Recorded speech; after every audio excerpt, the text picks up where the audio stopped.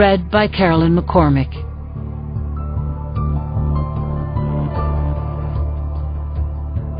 Prologue. A Thief in the Night. 1. Sarah Wells stood on the roof of the carport and snaked her gloved hand through the hole she'd cut in the glass. Her pulse was thudding in her ears as she unlocked the double-hung window, opened the sash, and slid quietly into the darkened room. Once inside, she flattened herself against the wall and listened. Voices rose from the floor below, and she heard the clanking of silverware against china. Good timing, Sarah thought. In fact, perfect. But timing and execution were two different things entirely. She switched on her miner's headlamp and took a 180-degree illuminated tour of the bedroom. She noted the console table to her left, which was loaded with whatnots. She had to watch out for that table and the scatter rugs on the slick hardwood floors. The lithe young woman quickly crossed the space, shut the door between the bedroom and hallway, and headed to the open closet, which smelled faintly of perfume. Leaving the door open just a crack, Sarah played her light over racks of clothing. She parted a curtain of long, beaded gowns, and there it was, a safe in the closet wall. Sarah had bet on this. If Casey Dowling was like most socialites, she dressed for her dinner parties and wore her jewels.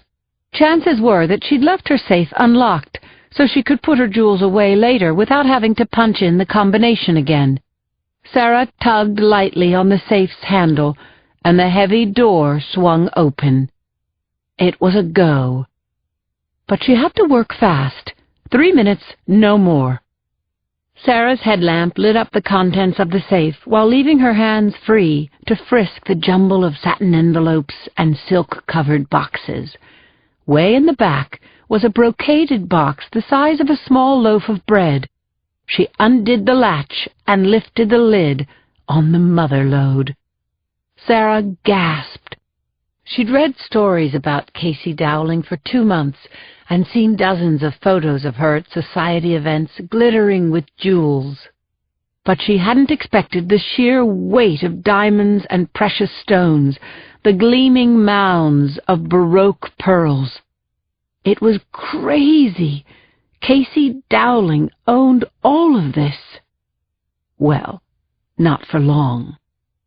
Sarah plucked bracelets and earrings and rings out of the box and stowed them in one of her 2 small duffel bags, the straps of which crisscrossed her chest. She paused to study a particular ring in its own leather case, to marvel at the frickin' wonder of it, when lights flashed on in the bedroom only yards from where she stood in the closet. Sarah snapped off her light and dropped to a crouch, her heart rate shooting into overdrive as she heard the living, booming voice of Marcus Dowling, superstar actor of theater and the silver screen, bickering with his wife as he came into the room. Sarah tucked all 5 feet 8 of herself into a ball behind gowns and garment bags. God, she was stupid. While she'd been ogling the jewels, the Dowlings' dinner party had ended, and now she was going to get caught and be imprisoned for grand larceny. Her, a high school English teacher. It would be a scandal, and that was the least of it. Sweat broke out under Sarah's knit cap. Drops of it rolled from her underarms down the sides of her black turtleneck as she waited for the Dowlings to switch on the closet light and find her squatting there, a thief in the night. 2. Casey Dowling was trying to squeeze an admission from her husband, but Marcus wasn't having it. "What the hell, Casey?" he snapped. "I wasn't staring at Sheila's boobs, for Christ's sake. Every single time we get together with people, you complain that I'm leering, and frankly, sweetheart, I find your paranoia very unattractive." "Oh, no, Marcus, you? Leer at another woman? I'm so ashamed of myself for even having had the thought." Casey had a lovely laugh, even when it was colored with sarcasm. "Silly cow," Marcus Dowling muttered. Sarah imagined his handsome face, the thick gray hair falling across his brow as he scowled. She imagined Casey, too, her willowy shape, her white blonde hair falling in a silvery sheet to her shoulder blades. Casey cooed. There, I've hurt your feelings. Forget it, love. I'm not in the mood now. Oh, sorry. My mistake. Sarah felt the rebuff as if it had happened to her. Then Marcus said, Oh, for pity's sake, don't cry. Come here. The room went quiet for a few minutes, until Sarah heard a whoosh of bodies falling into plumped bedding, then murmuring, words she couldn't make out. Then the headboard began to tap against the wall, and Sarah thought, Oh, dear God, they're doing it. Images came to her of Marcus Dowling in Susan and James with Jennifer Lowe, and in Red Boy with Kimberly Carey. She thought of Casey in Marcus's arms, her long legs wrapped around him. The tapping became more rhythmic, and the moaning became louder, and then there was a long, groaning exhalation from Marcus, and then, mercifully, it was over. Someone used the bathroom after that, and finally the room went black.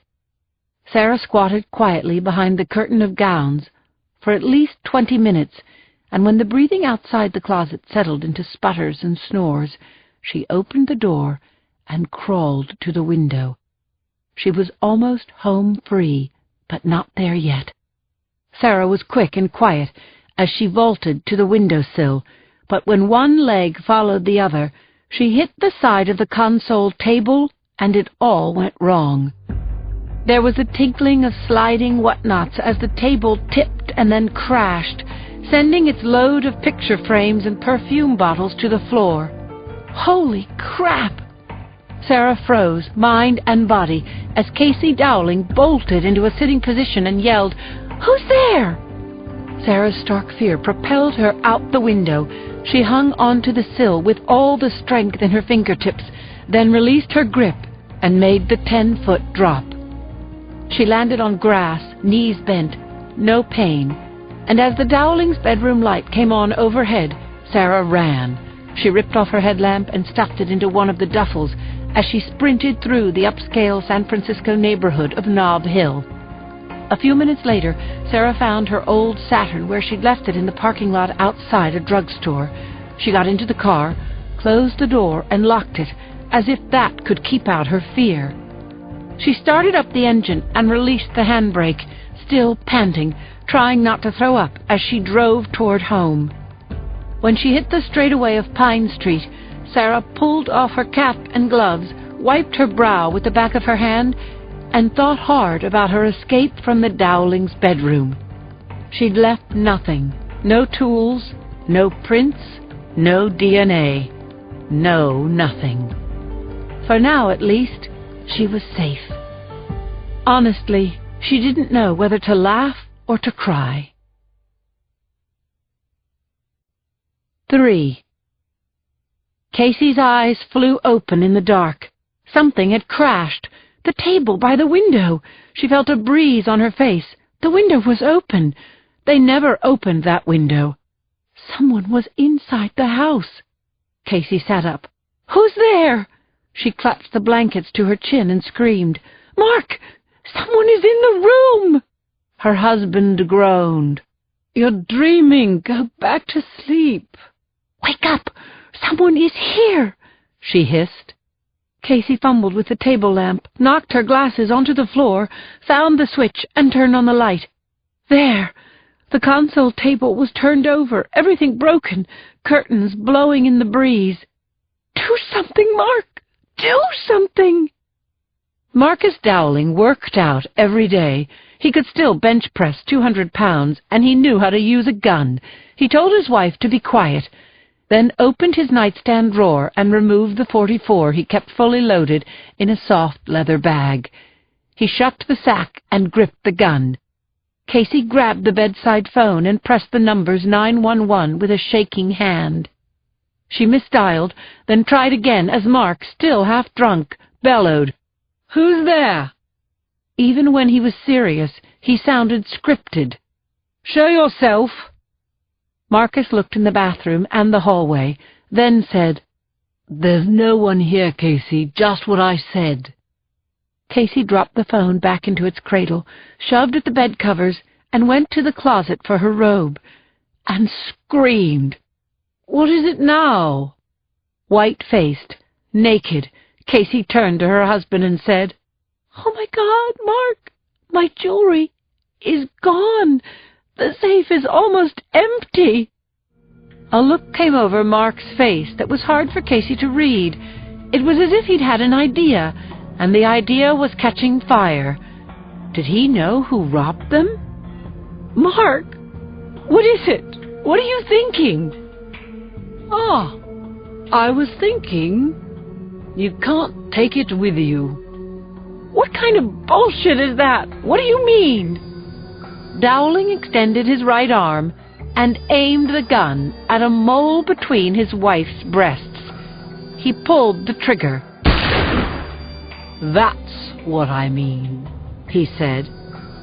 Casey Dowling opened her mouth, sucked in air, and exhaled as she looked down at her chest, at the blood pumping and bubbling out of the wound.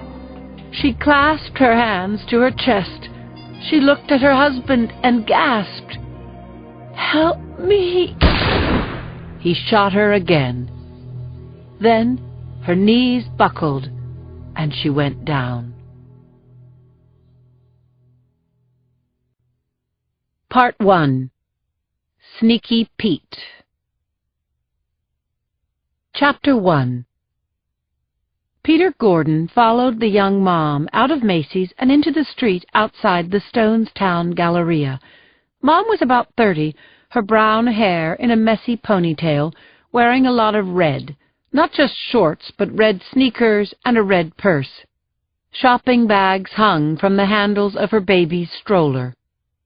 Pete was behind the woman when she crossed Winston Drive, still almost on her heels as she entered the parking garage, talking to the infant as if he could understand her, asking him if he remembered where Mommy parked the car and what Daddy was making for dinner, chattering away, the whole running baby talk commentary like a fuse lit by the woman's mouth, terminating at the charge inside Petey's brain.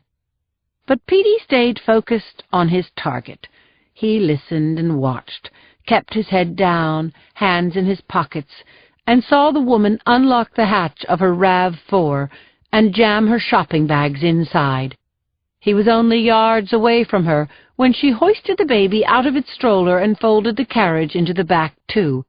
The woman was strapping the boy into the car seat when Pete started toward her. "Ma'am, can you help me out, please?" The woman drew her brows together.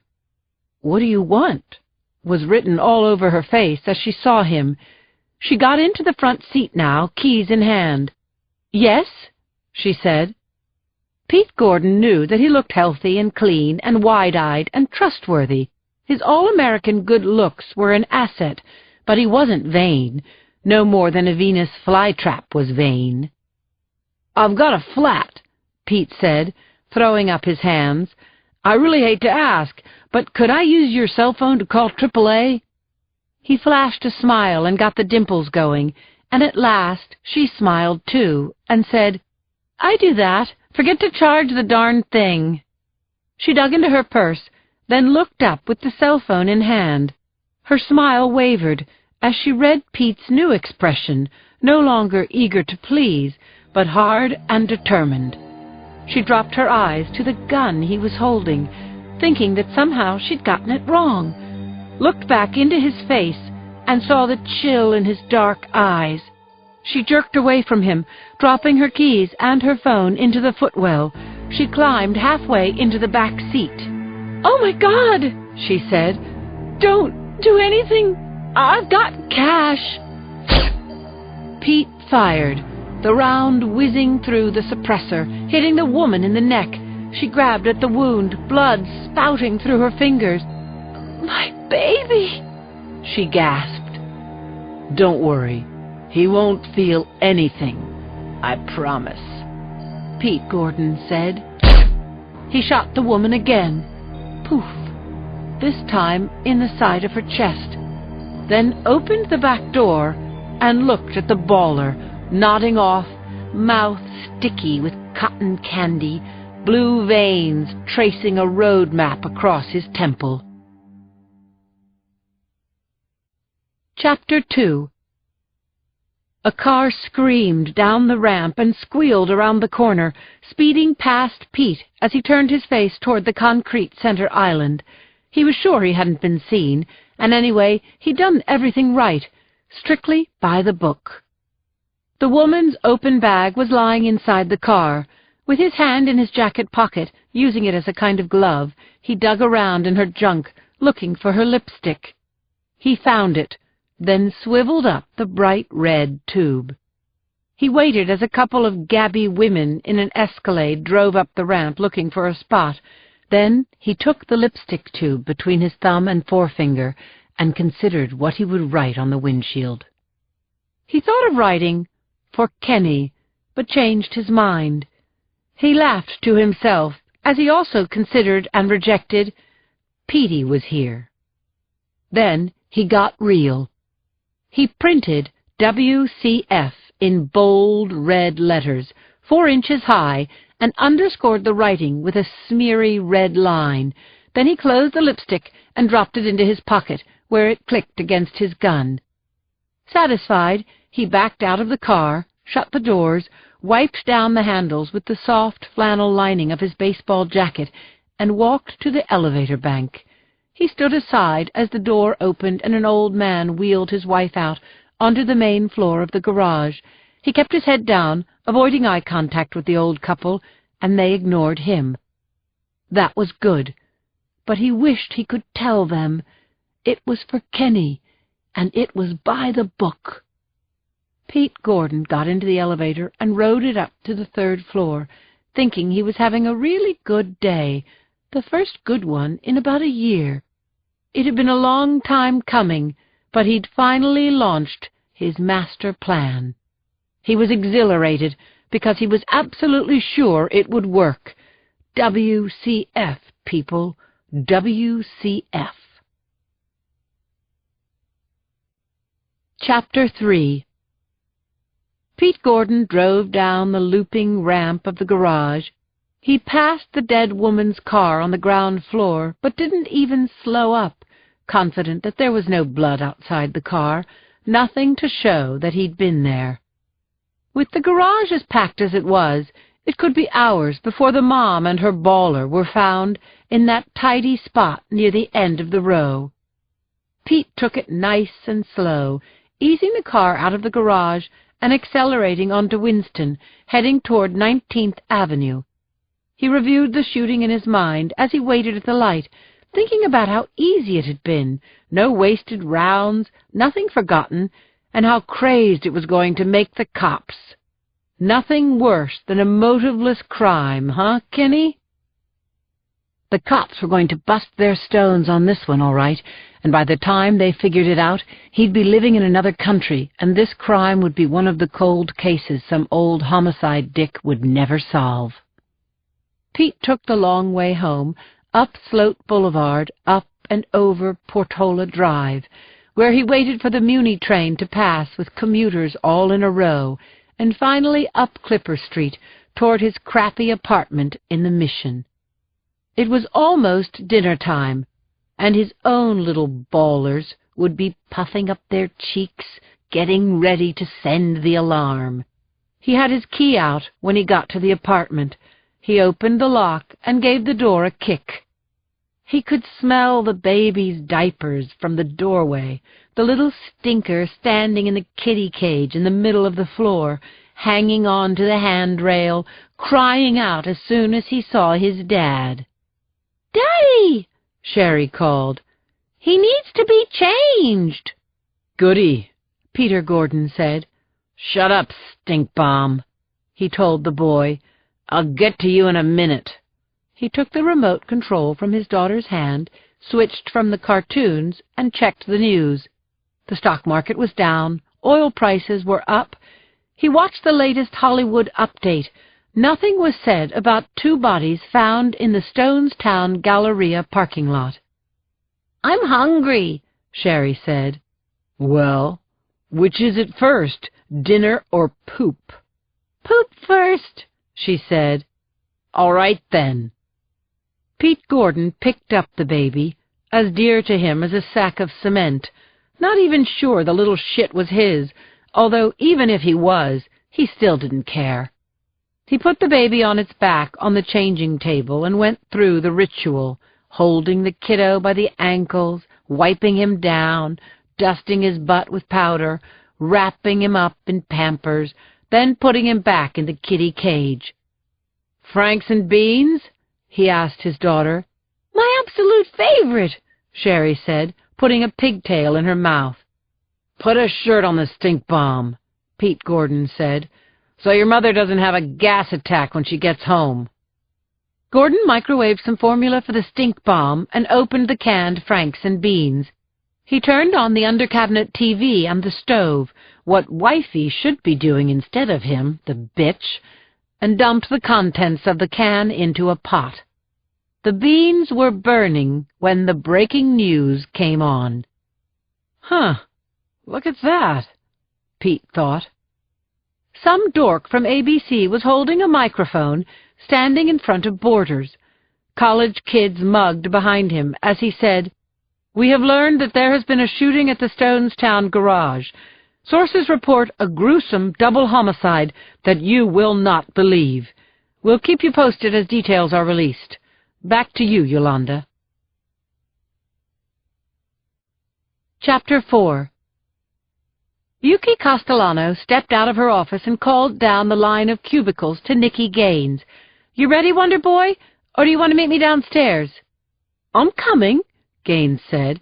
"Who said I wasn't coming?" "How do I look?" she asked him, already moving toward the elevator that would take them from the DA's office to the courtroom. "You look fierce, Batwoman. Miss Hot Multicultural USA." "Shut up," she laughed at her protégé. "Just be ready to prompt me if I blank, God forbid." "You're not going to blank. You're going to send JoJo to the big house." "You think?" "I know. Don't you?" "Uh-huh. I just have to make sure the jury knows it, too." Nicky stabbed the elevator button, and Yuki went back to her thoughts. In about 20 minutes, she was going to make her closing argument in the state's case against Adam JoJo Johnson. Since she'd been with the DA's office, she'd taken on more than a few crappy cases that the DA was determined to try. She'd work 18-hour days, earning atta-girls from her boss, Leonard Red Dog Parisi, and score points with the jury, all of which would give her high expectations. And then she'd lose.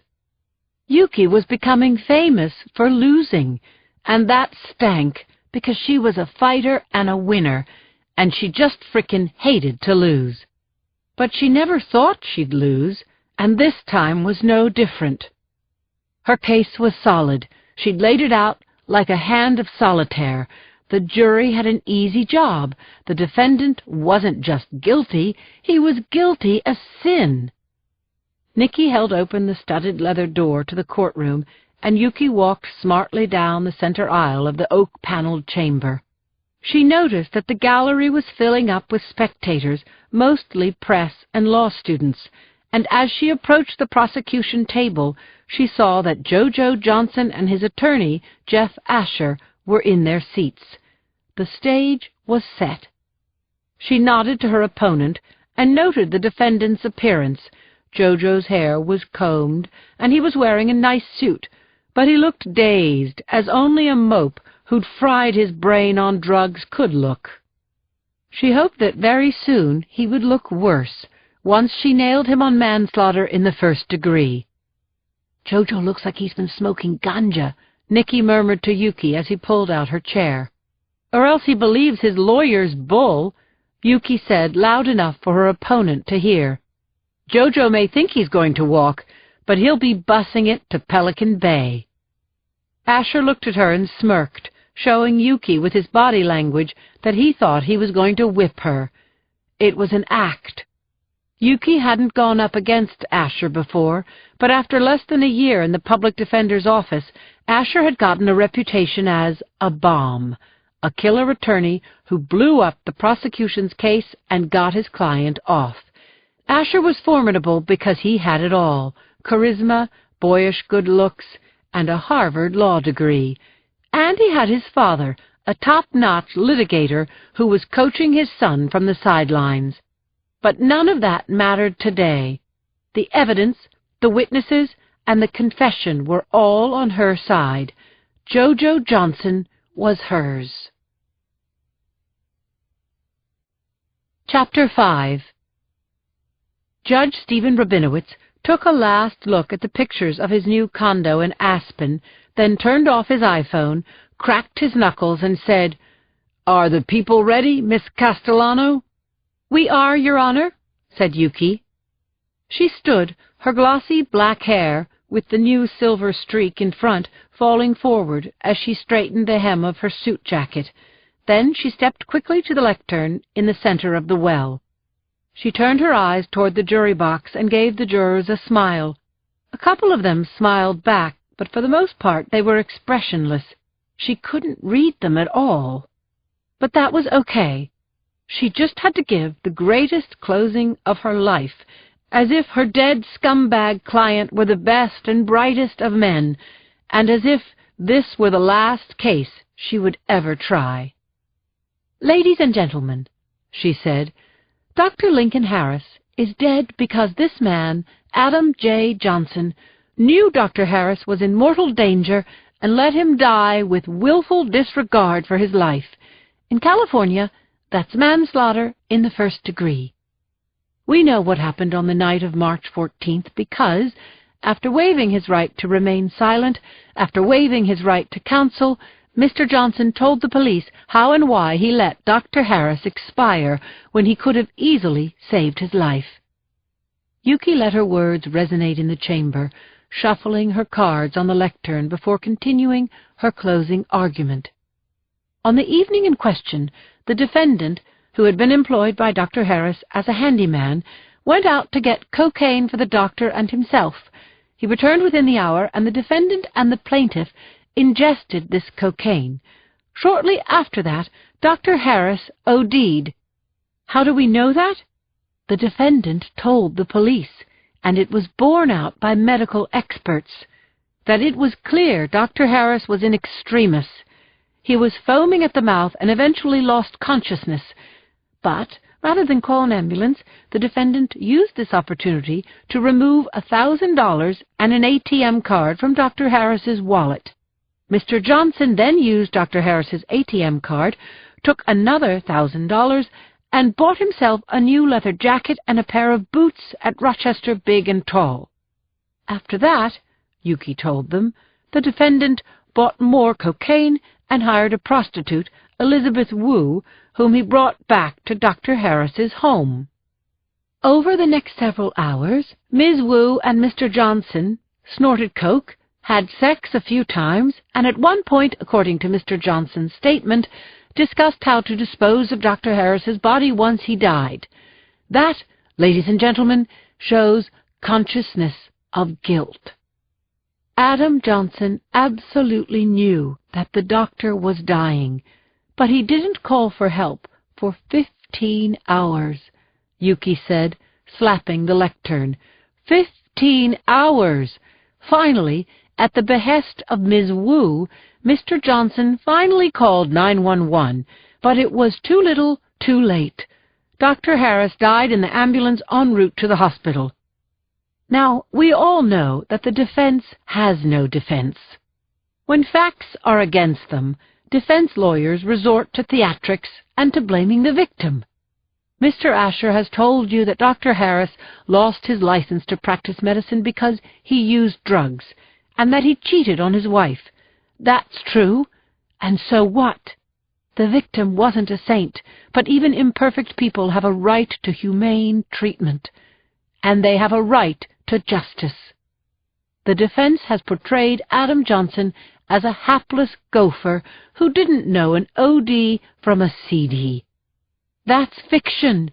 Adam Johnson knew what he was doing. He's admitted to all of it. the willful disregard as well as the fun he had that night, stealing and shopping and snorting coke and having sex while Dr. Harris lay dying. That's why there can be only one verdict.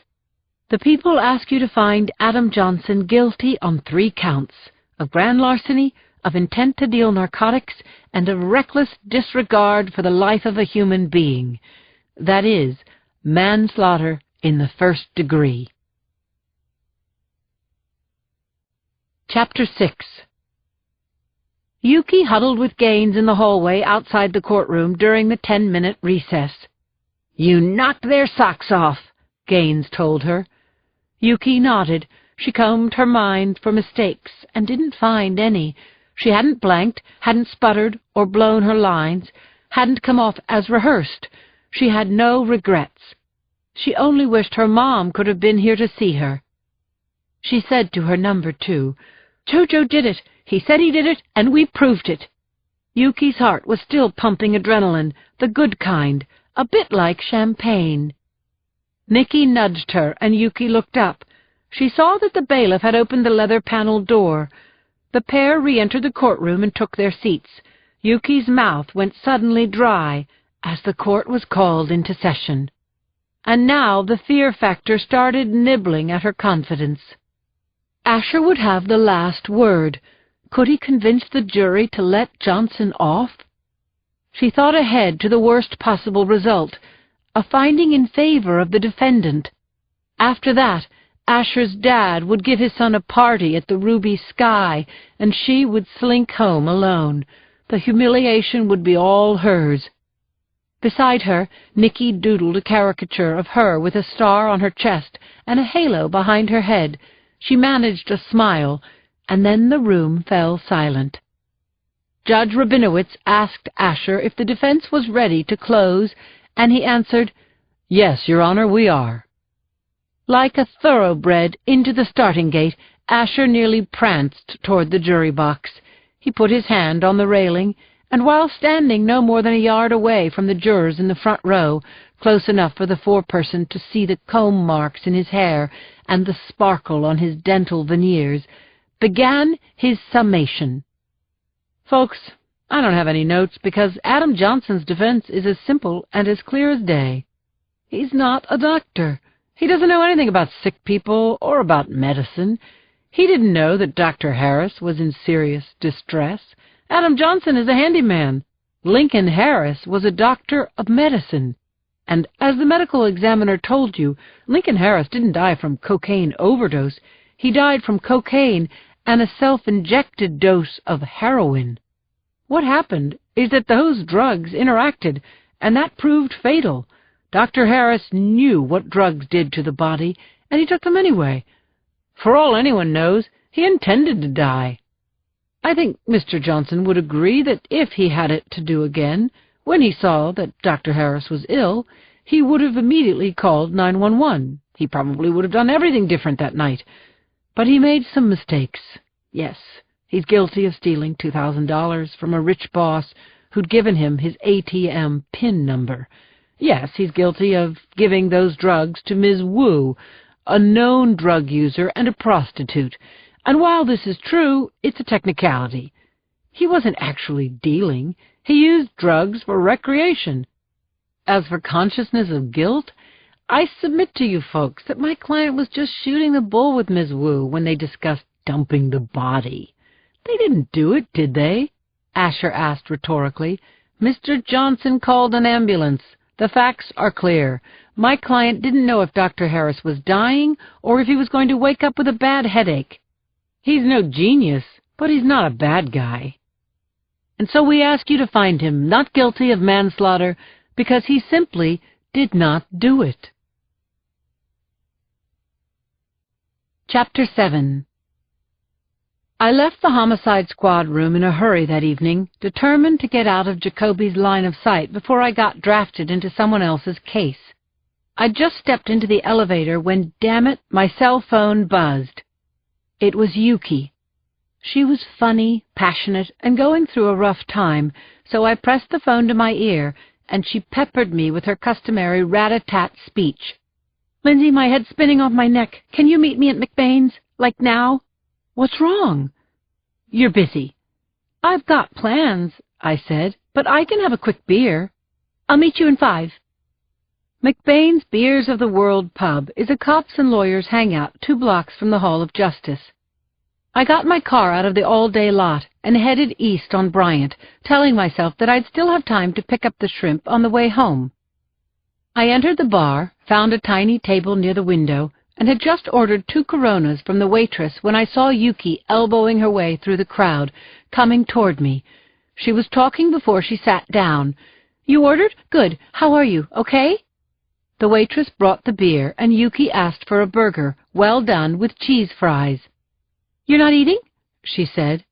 "I'm cooking a late dinner for Joe." "Ah." She put a hand to her brow, as if shielding her eyes from the light bouncing off my engagement ring. "Must be nice." "Yeah," I said, grinning at her. Being engaged was still new to me after months and months of a cross-country roller-coaster romance. Now Joe and I lived together, and we still hadn't sat down to dinner at the same time in 2 weeks. I'd promised him shrimp pomodoro tonight, and I was looking forward to the whole deal, the cooking, the supping, the afterglow. "So what's going on?" I asked Yuki. She drained half her glass before answering. "My client isn't just scum. He's dead scum, and Jojo is cute and stupid. The women jurists looked at him, Linz, like they wanted to breastfeed him." I'd stopped by the courtroom to watch Yuki's closing argument, and I had to agree. Dr. Lincoln Harris was dead slime, and while Jojo Johnson was hardly better, he was alive, and he looked like a man without a clue. "Asher could actually win," Yuki wailed. "I quit private practice for this? Help me, Linz. Should I find a good-paying job in a corporate law firm?" My phone vibrated on my hip again. I looked down at the caller ID. Jacoby, my ex-partner and current boss, whose gut reaction to everything is to call me. Old habits die hard. I keyed the button and said, "Boxer," into the mouthpiece. "There's been a double homicide, Lindsay. It's got psycho written all over it." "Did you call Paul Chi? He's back from vacation. I'll bet he's home right now." "I want you on this," Jacoby growled. After more than 10 years of working together, we were almost able to read each other's mind. Jacoby sounded freaked out, like someone had walked over his grave. "What's this about, Warren?" I asked him, already knowing my best-laid plans for the evening were shot. "One of the Vicks is a young kid," Jacoby said. He gave me the address, the parking garage near the Galleria. "Conklin just left. He'll be there in a couple of minutes." "I'm on my way," I told him. Chapter 8. I closed my phone and promised Yuki a longer, better talk about her career after the jury came back. I said, "Your closing was outstanding, girlfriend. Don't quit." I kissed her cheek and fled the bar. I drove my Explorer toward Market and got gridlocked. I put the Kojak light on my roof and hit the siren. Vehicles parted reluctantly, and I finally reached the entrance to the garage near the Stonestown Galleria. The mouth of the garage was cordoned off and blocked by a grumbling crowd of car owners. I held up my shield, ducked under the tape, and signed the log. Officer Joe Sorbero looked gray, as if he'd never seen death before. "You're the first officer on the scene?" "Yes, ma'am." "You okay, Joe?" "I've been better, Sergeant," he said, smiling weakly. "I've got kids, you know." He pointed out a blue RAV4 parked toward the far end of the row. "Your next nightmare is right over there." I followed Sorbero's finger and saw Inspector Rich Conklin standing between a couple of vehicles at the end of the aisle, peering into the driver's side window of the RAV4. When Jacoby moved up to lieutenant, Conklin became my partner. He's smart and disturbingly handsome, and he's got the makings of a first-class detective. It wouldn't shock anyone if he made captain one day, but right now he reports to me. He came toward me before I could reach the scene. "Brace yourself, Linz." "Fill me in." "White female, about 30, Name of Barbara Ann Benton. The other victim is an infant. Might be a year old. Both were shot point blank. The ME and CSU are on the way." "Who called it in?" "A lady who was parked in the spot next to the RAV4. I interviewed her and sent her home. She didn't see anything. So far, no one did. Unis are going through the trash cans, and we've collected the surveillance tape." "Are you thinking the baby was collateral damage?" "No way," Conklin said. "He was capped on purpose." I approached the SUV and sucked in my breath as I looked inside. Barbara Ann Benton was slumped awkwardly in the front seat, half facing the rear, as if she'd tried to climb over the divide. I saw 2 obvious gunshot wounds, one to the neck and another to the side of her chest. Then I forced myself to look past the mom to the child in his car seat. The baby boy had a glaze of pink candy on his lips and on the fingers of his right hand. The rear window was spattered with blood. The child had been shot through the temple at close range. Conklin was right. The baby's death was no accident. In fact, the shot was so precise, the kid could have been the prime target. I hoped that the little boy hadn't realized what was happening. I hoped he hadn't had time to be afraid. Chapter 9. "What do you make of this, Linz?" Conklin called to my attention the vivid red letters printed on the windshield. I stared, riveted by the sight. This is what Jacoby had been talking about when he'd said that the crime scene had "Psycho" written all over it. He hadn't said it was written in lipstick. The letters WCF meant nothing to me, except the fact that only wacko killers deliberately leave a signature. It reminded me of cases I'd caught where the killer had signed his crimes, and it brought back the bad old days when the backstreet killer had terrified San Francisco in the 90s, a murderer who took 8 innocent lives, left signatures and notes for the police, and was never caught. A chill went down the back of my neck. "Those shopping bags in the rear," I said to Conklin. "Were they looted?" "I was hoping." My partner shook his head no and said, "Looks like $100 in the victim's wallet. This wasn't a robbery. This was an execution. 2 of them." Questions were flooding my mind. Why hadn't gunshots been reported? Why had the killer targeted these people? Was it random or personal? Why had he killed a child? I turned toward the sound of an engine's roar and saw the coroner's van heading toward us, tires screeching as it braked 20 feet away. Dr. Claire Washburn got out of the van wearing blue scrubs and a windbreaker, black with white letters spelling out "Medical Examiner" front and back. Despite the odds of a black woman succeeding in her profession when she first got started, Claire had done it. In my opinion, she's the finest forensic pathologist west of the Rockies. She's also the friend of my heart, and although we work 3 flights and 80 feet away in adjoining buildings, I hadn't seen her in more than a week. "Jesus God, what is this?" she asked as she hugged me and took in the scene over my shoulder. I walked Claire toward the RAV4 and stood next to her as she looked into the car and saw the dead woman in a crouch, half facing her baby. Claire jerked back as she took in the sight of the dead child, her face reflecting the same horror the rest of us were feeling, maybe more. "That baby is the same age as my Ruby," she said. "Who kills a baby too young to tell what happened?" "Maybe it's payback for something. Drug deal, gambling debt, or maybe the husband did it." I was thinking, please let it be something like that. Claire took her Minolta out of her kit and fired off 2 shots of Barbara Ann Benton from where we stood, then went around to the other side of the vehicle and took 2 more. When she started shooting pictures of the baby, I saw the tears in her eyes. She wiped them with the back of her hand. I couldn't remember the last time I'd seen Claire cry. "Mom let the killer get this close," Claire said. "Gunpowder stippling is on her cheek and neck. She tried to shield her baby with her body, and still the bastard shot the child in the head. And here's something new. I don't recognize the stippling pattern. What does that mean? Means WCF has some rare kind of gun. Chapter 10.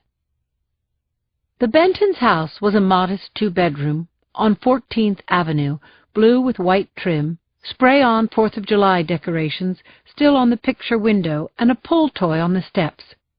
Conklin rang the bell, and when Richard Benton opened the front door, I knew that we were seeing the last happy moment of the man's life. When a married woman is killed, her husband is involved more than half the time, but I found Richard Benton believably devastated when we told him the shocking news. And he had an alibi. He'd been home with his 5-year-old when the shooting took place, had roasted a chicken for dinner, and had sent a constant stream of email to his office during that time. Benton was at first disbelieving, and then shattered, but Conklin and I talked to him anyway, about his marriage, about Barbara's friends and co-workers, and asked if there'd been any threats against her. He said, "Barbara is nothing but love. I don't know what we're going to do." And then he broke down again. I checked in with Jacoby at 9. I told him that until I ran Richard Benton's name through NCIC, he was in the clear, and that Benton didn't know the initials WCF. Barbara was a nurse's aide, I told Jacoby, worked at a nursing home. We'll interview the others on her shift first thing in the morning. "I'm going to hand that job off to Samuels and Lemke," Jacoby said. He had a strangled sound in his voice for the second time in as many hours. "Hand it off? Excuse me? What's that about?" "Something new just came in, Boxer." Honest to God, I was running out of gas, going into my 13th straight hour on the job. Behind me, in a room shimmering with anguish, Conklin was telling Richard Benton to come to the ME's office to identify the victims. "Something new on the Benton case?" I asked Jacoby. Maybe the husband had a record for domestic violence, maybe a witness had come forward, or perhaps CSI had found something inside the RAV4. Jacoby said, "No, this just happened. If you want me to give it to Chi and McNeil, I will, but you and Conklin are going to want in." "Don't be too sure, Jacoby." "You heard of Marcus Dowling?" "The actor?" "His wife was just shot by an intruder," Jacoby told me. "I'm on my way over to the Dowling house now." Chapter 11. The Dowling house is on Nob Hill, a sprawling mansion taking up most of the block, ivy growing up the walls, potted topiaries on either side of the large oak door. It couldn't have been more different from the Bentons' humble home. Before Conklin could reach for the bell, Jacoby answered the door. His face was sagging from stress, his eyelids drooped, and he almost looked older tonight than he had when we'd both taken bullets on Larkin Street. "It happened in the bedroom," he told me and my partner. "Second floor. After you've taken a look at the scene, join us downstairs. I'll be in the library with Dowling." The bedroom, shared by Marcus and Casey Dowling, looked like it had been ripped from the pages of a Neiman Marcus catalog. The bed, centered on the west-facing wall, was the size of Catalina, with a button-tucked bronze silk headboard, silk throw pillows, and rumpled satin bedding in bronze and gold. There were more tassels in this room than backstage at the Mitchell Brothers' Girls, Girls, Girls review. A dainty console table was on the floor, surrounded by broken knickknacks. Taffeta curtains swelled at the open window, but I could still smell the undertones of gunpowder in the air. Charlie Clapper, director of our crime scene unit, was taking pictures of Casey Dowling's body. He flapped his hand toward me and Conklin in greeting and said, "Frickin' shame, a beautiful woman like this." He stepped back so we could take a look. Casey Dowling was naked, lying face up on the floor, her platinum hair splayed around her, blood on her palms. It made me think she'd clasped her hands to the chest wound before she fell. "Her husband says he was downstairs rinsing dinner dishes when he heard 2 gunshots, Clapper told me. When he came into the room, his wife was lying here. That table and the bric-a-brac was broken on the floor, and the window was open." Was anything taken? Conklin asked. There's some jewelry missing from the safe in the closet. Dowling says the contents were insured for a couple of million. Clapper walked to the window and held back the curtain. Revealing. We've just gotten started. Maybe we'll get lucky and find prints or trace. Clapper is a pro with some 25 years on the force, a good part of it in homicide before he went over to crime scene investigation. He's sharp, and he actually helps without getting in the way. I said, "So this was a burglary that went to hell?" Clapper shrugged. "Like all professional cat burglars, this one was organized, even fastidious. Maybe he carries a gun for emergencies, but packing goes against the type." So what happened? I wondered out loud. The husband wasn't in the room. The victim wasn't armed. She wasn't even dressed. What made a cat burglar fire on a naked woman? Chapter 12. Conklin and I took the curving staircase down to the main floor. I found the library by following the familiar, resonant, English-accented voice of Marcus Dowling. I'd seen all of his older films, the ones where he'd played a spy or was a romantic lead, and even some of his more recent films, where he'd played a heavy. I'd always liked him. I stepped through the open door to the library, and Dowling was standing there barefoot, wearing blue trousers and an unbuttoned white shirt. I admit to feeling a little starstruck. Marcus Dowling, the next best thing to Sean Connery. He was telling Jacoby about the senseless murder of his wife when Conklin and I came through the door. Jacoby introduced us, telling Dowling that the three of us would be working the case together. I shook hands with the film legend, then sat at the edge of a leather sofa. Dowling was clearly distraught, and I noticed something else. His hair was wet. Dowling didn't sit down. He repeated his story as he paced around the book-lined room. "Casey and I had the Devereaux over for dinner. Francois and his wife, Sheila. He's directing my new film."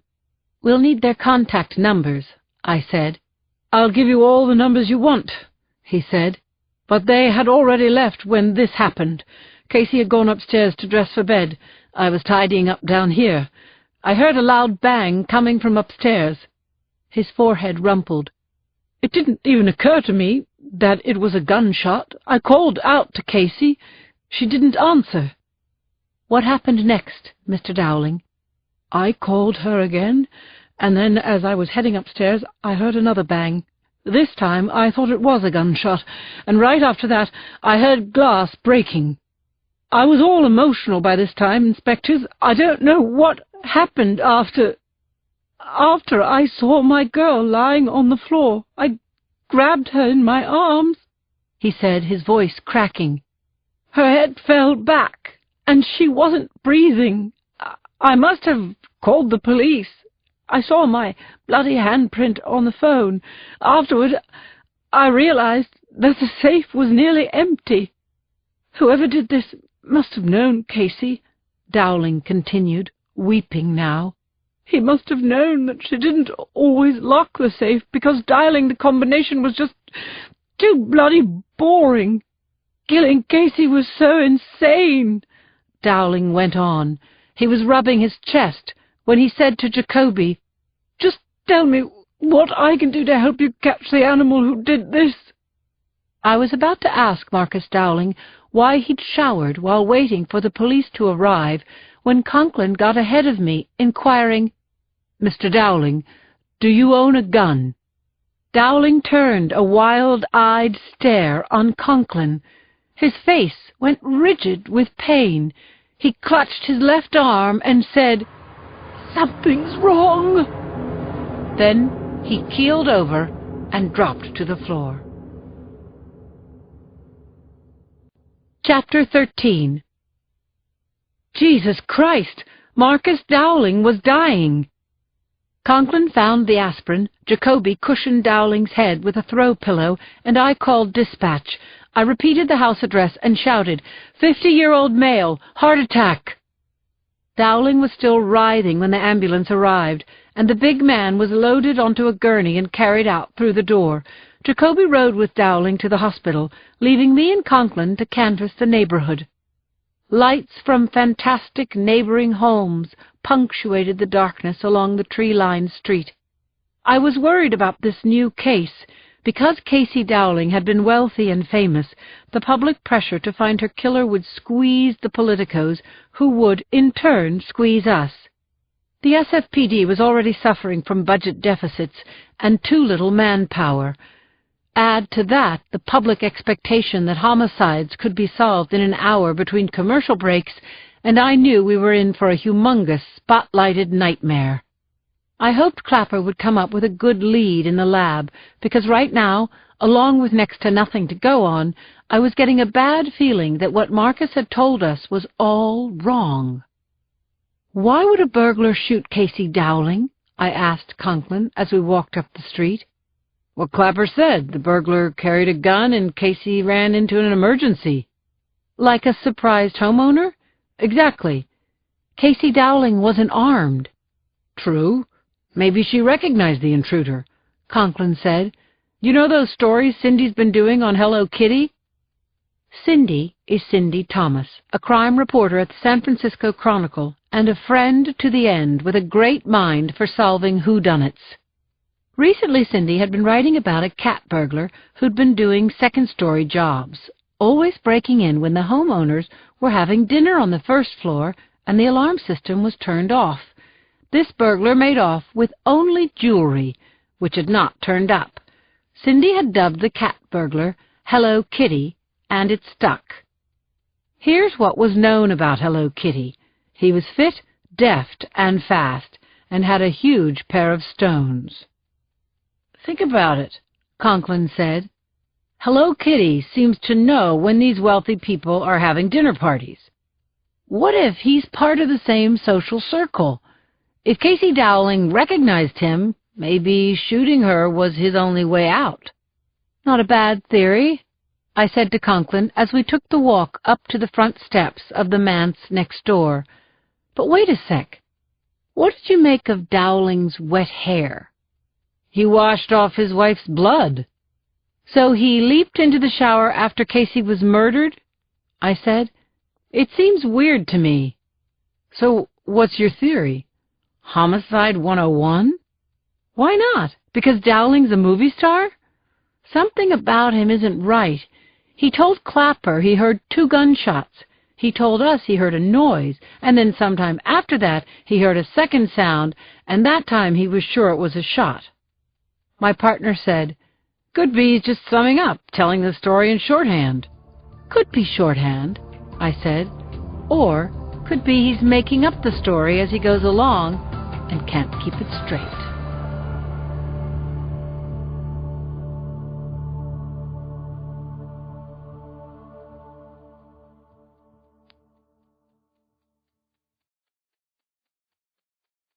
Chapter 14. The home next to the Dowlings was set back from the street and had a groundskeeper's house in the side yard and 2 deluxe cars in the driveway. I pressed the bell, the chimes rang, the front door opened, and a brown-haired boy of about 10, wearing a rugby shirt over pajama bottoms, gazed up at us and asked who we were. "I'm Sergeant Boxer. This is Inspector Conklin. Are your parents home?" "Kelly!"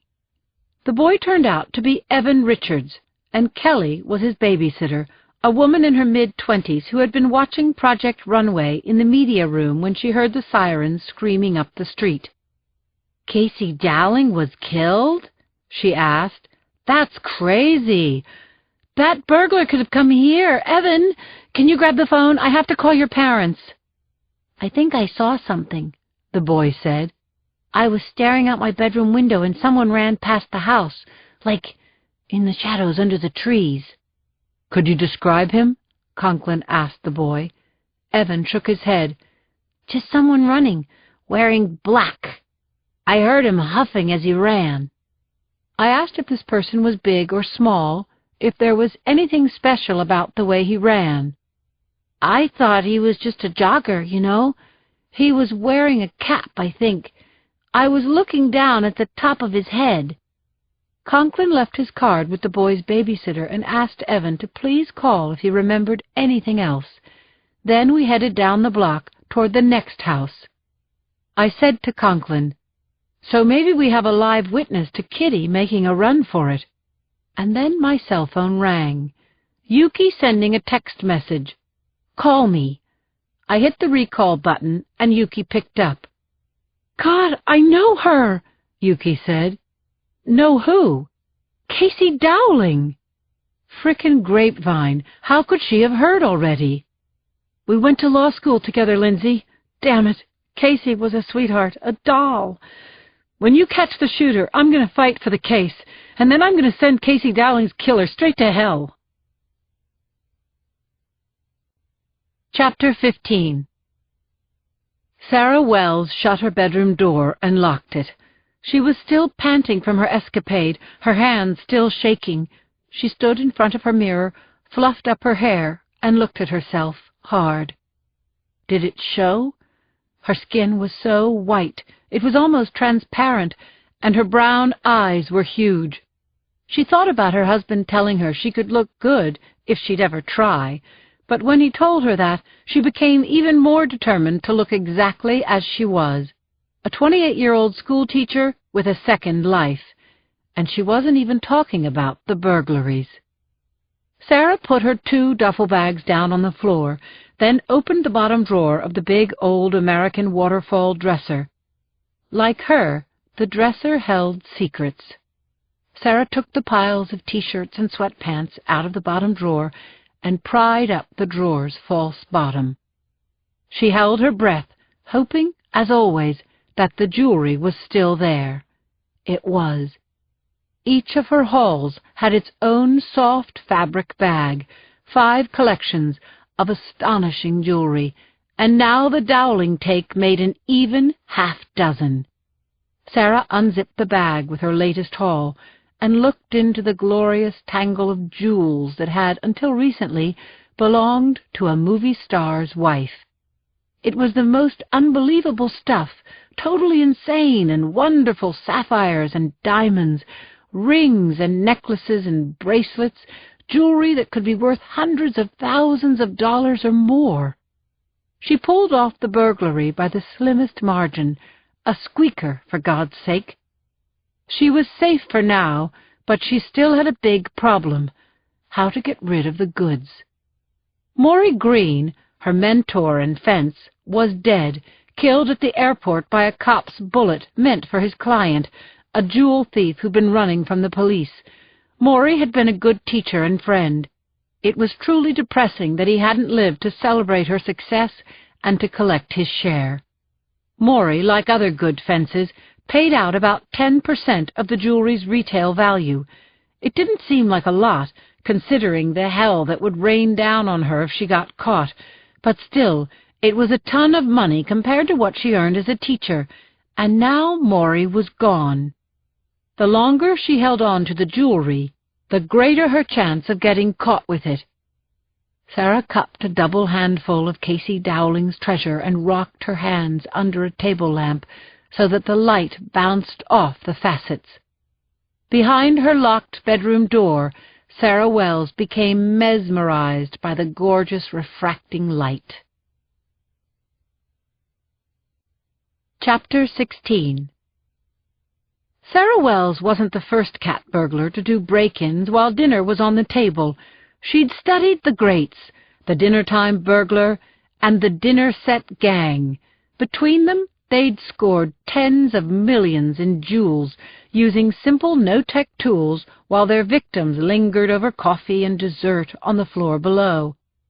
Like her role models, Sarah thoroughly researched her intended targets and studied their movements, but with all the news about Hello Kitty, she marveled at how her victims felt so secure with the lights on that they didn't set their security alarms. Their magical thinking was just amazing, and woo-hoo for that. As Sarah gloried in the Dowlings' former riches, one special item reached out to her and hooked her in. It was a ring with a really large, pale yellow stone, maybe 20 carats, cushion-cut and anchored in a thoroughly gaudy setting. She took a rough count of the pavé jewels surrounding the center stone and tallied 120 little diamonds. What a ring! This thing was a frickin' gasper. It just shrieked romance. Marcus Dowling had undoubtedly given this ring to his wife for some special occasion, and now Sarah wondered what it could be worth. She had learned a lot about precious stones since she'd started moonlighting as a cat burglar, but she wasn't a true gemologist and was really curious to know what she had.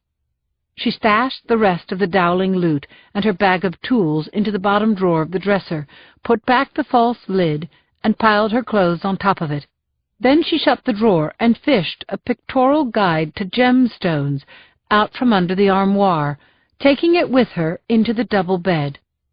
Paging through the book, she found a couple of matches to the stone. Possibly the ring was a topaz or a yellow tourmaline. No, there was a hint of green in Casey Dowling's big yellow stone, which probably made it a citrine, a flashy but not super valuable stone. That was even more reason Sarah wanted to keep this ring. While she knew that holding on to stolen merchandise could be a terrible mistake, she had to find a way to keep this one thing. She wanted more than a souvenir. She wanted a trophy, a reward, and now she was thinking that the thing to do was to have the yellow stone reset as a pendant. She remembered something her grandmother had said to her mother, who had said it to her. On some people, rhinestones look like diamonds. On others, diamonds look like rhinestones. Sarah thought that, on her, with her T.J. Maxx wardrobe and plain looks, citrine would look like glass. She stood in front of the mirror and held the yellow stone to her black turtleneck, just under her collarbone. It looked much smaller when it wasn't a ring. She was sure that, once reset, this stone would keep her secret. As Sarah stared at herself in the mirror, there was a loud knock on the door. It was her husband, Trevor. "Why is the door locked, Missy? What are you doing, having fun with yourself?" "You could say that," Sarah said. "Let me in." "No." "Let me in." Sarah put the ring under the hollowed-out base of the lamp on her night table. "Go to hell!" she shouted. He was shaking the door, kicking it. Sarah went over and unlocked it. Just another day, she thought, as she let Trevor into the bedroom. Just another day in the secret life of Sarah Wells. Chapter 17. Sarah slammed the front door of her apartment and marched out to the car, thinking about frickin' Trevor, who had begged her, "Wait just another minute." Only it was an unbearable 20 minutes under his fat, nasty body, and now she was borderline late to work. Again. Sarah headed her Saturn onto Dolores Street and got onto the freeway, making up lost time. She switched on the radio and found "Good Morning with Lisa Kurtz and Rosemary Van Buren, the place for traffic, weather, and local news." Lisa Kurtz was saying, "Rosemary, this is the latest on Casey Dowling, who we've just learned was shot last night." "Shot? What was that?" Sarah gripped the wheel. "Do the police have a lead on who killed her?"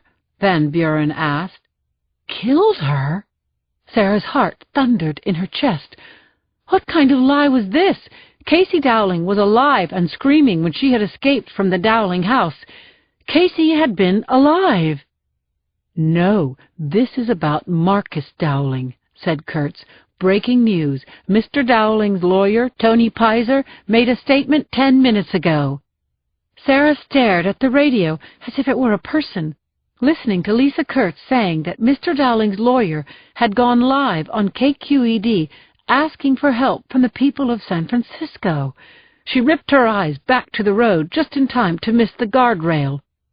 "Okay, now here's the statement, hot off the wire," Van Buren added. "Says here, quoting Mr. Pizer, Mr. Dowling is offering a $50,000 reward for information leading to the arrest of whoever killed Casey Dowling." Sarah saw her exit ramp rushing toward the car, jerked the steering wheel without signaling, and left rubber on the roadway as she made the turn. Once off the freeway, she drove without seeing, eventually finding herself in the parking lot at Martin Luther King Junior High. Sarah shut off the car, grabbed her backpack, and headed through the red iron gates and into the main building, entering the teacher's lounge for her customary pick-me-up before facing the day. The bell had rung. The lounge was nearly empty, except for one person, Heidi Meyer, who was standing by the coffee machine stirring her cup. Sarah called out, "Hey, Heidi." "Hey yourself." "Whoa, you okay, Sarah?"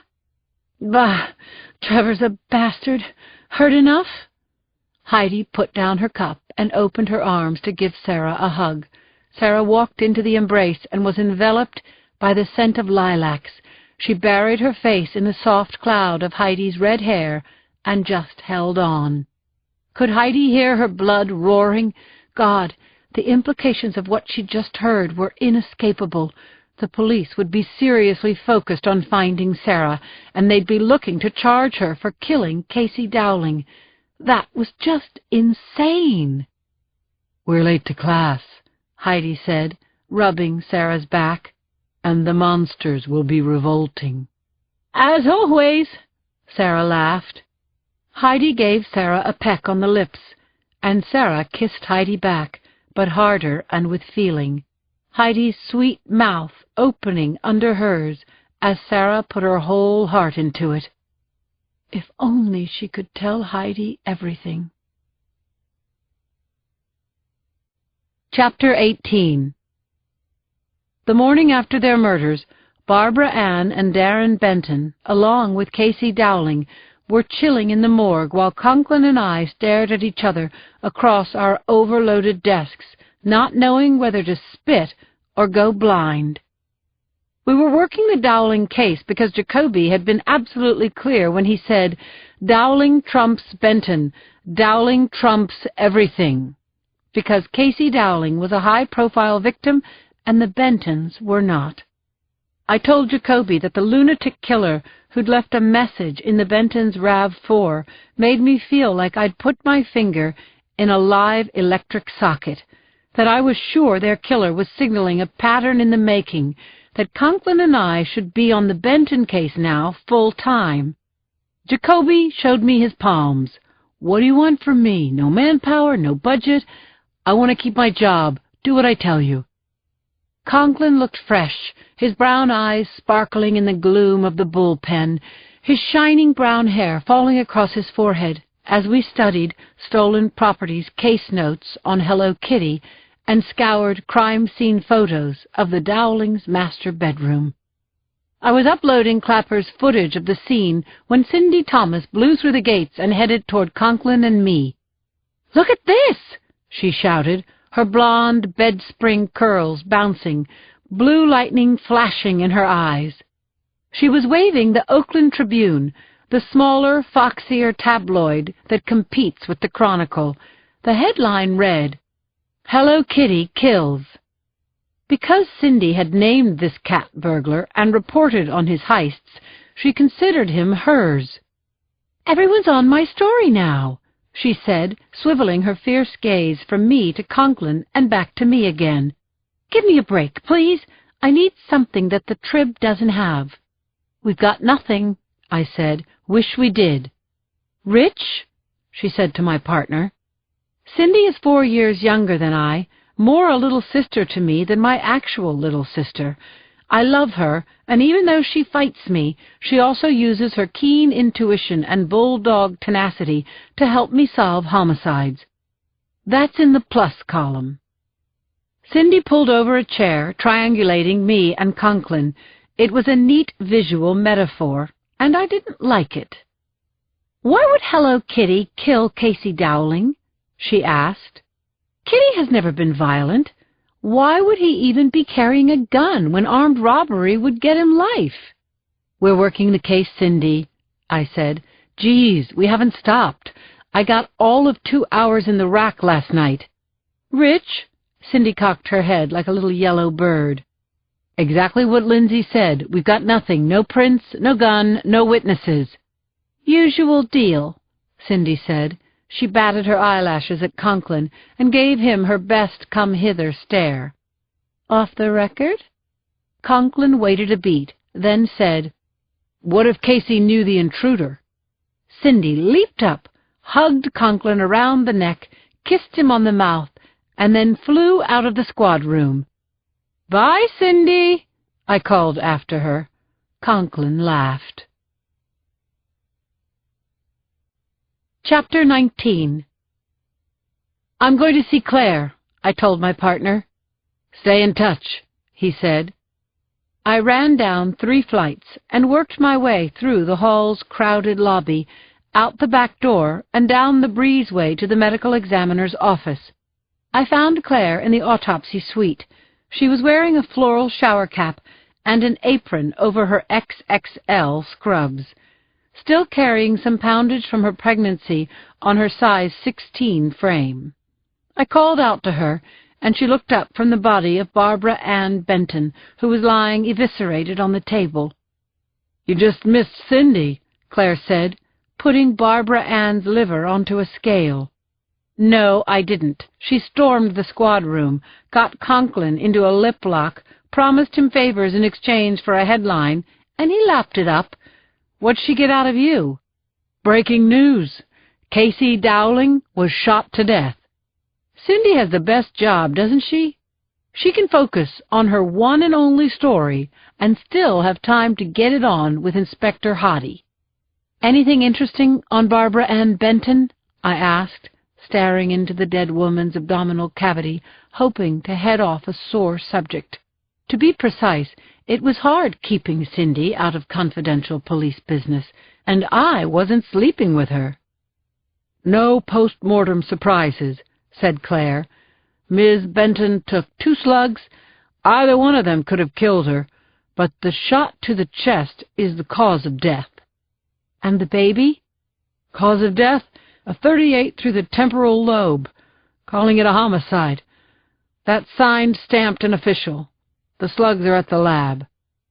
Claire asked her assistant to finish with Barbara Ann, then stripped off her gloves and mask and walked me out of the autopsy suite and into her office. She took the swivel chair, and I slumped into the seat across from her desk. She pulled 2 bottles of water out of the fridge and handed one to me. "Claire has a picture on her desk," and I turned it around so I could scrutinize the 4 of us on the front steps of the Hall of Justice. There was Yuki, all suited up, her dark hair parted in the middle, falling in 2 glossy wings to her chin. Cindy was grinning, her slightly overlapping front teeth drawing attention to how pretty she really is. And then there was Claire, buxom and beautiful in her mid-40s. And there I was, towering over them all at 5'10", wearing my blonde hair in a ponytail and sporting a dead serious look on my face. The thing is, I think of myself as light-hearted. I wonder where I got that idea. "What's wrong, Lindsay?" "You don't always get what you want," I said, sort of smiling. "The Benton case, or the other thing?" "Both. Listen, I'm supervising Chi on Benton, but he's the primary." "I know. And you know Paul Chi will kill himself to solve the case." I nodded. "Tell me what you've got on Casey Dowling." "Her assailant used a .44. "You're kidding." "I know. What's a burglar doing with a cannon when a cute little 9 would do? Lab didn't get a hit from the database." "That was quick," I said. "I leaned on Clapper to rush it, and now I have to name my next child after him." "Clapper Washburn. Rough handle for a child." Claire laughed, then sobered. "Maybe I've got something." "Don't make me beg." "When I did the rape kit on Casey Dowling, I found evidence of sexual intercourse. The little fishes were still swimming." Chapter 20. When I got back to my desk, Conklin said, "While you were out, 72 people called with tips about Casey Dowling's murder. Look." Brenda came over and dropped several pink message squares on his desk. 10 more. What did I miss? Dowling's lawyer went on the air, said he's putting up 50 grand for info leading to the arrest of Casey Dowling's killer. So here's the question, Rich. Is Dowling completely right to offer a reward, or is he jamming us up with wacko tipsters so we can't work the case? I called Yuki to discuss the possibility of getting a warrant for Dowling's phone and computer records when Jacoby pulled a chair into the center of the bullpen, straddled it, and called the squad to attention. I was struck again by how crappy he looked. Jacoby is a veteran of the force. He's served roughly 20 years in homicide, a survivor of both physical attacks and life's vicissitudes.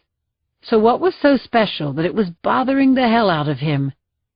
Jacoby nodded at me, then swung his head and took in the rest of the day shift. Inspectors Chi, McNeil, Lemke, Samuels, and Conklin, and a couple of guys from the swing shift who'd been drafted to help us out.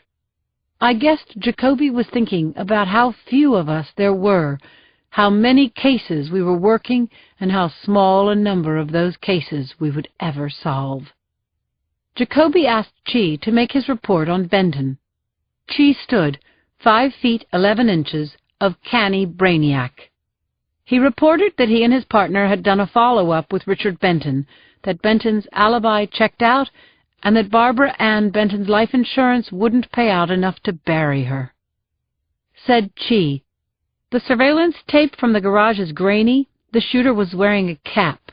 He kept his head down, but from what we can see of his neck, we think he's white. Seems like he said something to the victim before he shot her and the baby. He took nothing, but maybe he panicked. It still looks like a hold-up that went wrong." Jacoby asked him the questions that were on all our minds. Why did the shooter kill the kid? And Jesus, Paul, what's WCF? There's no WCF in the database, Lieutenant. It's not a gang or a known terrorist organization. Found about 30 phone listings with first name starting with W, last name starting with F, and 6 with the middle initial C. We're running them down. Next into the buzzsaw was me.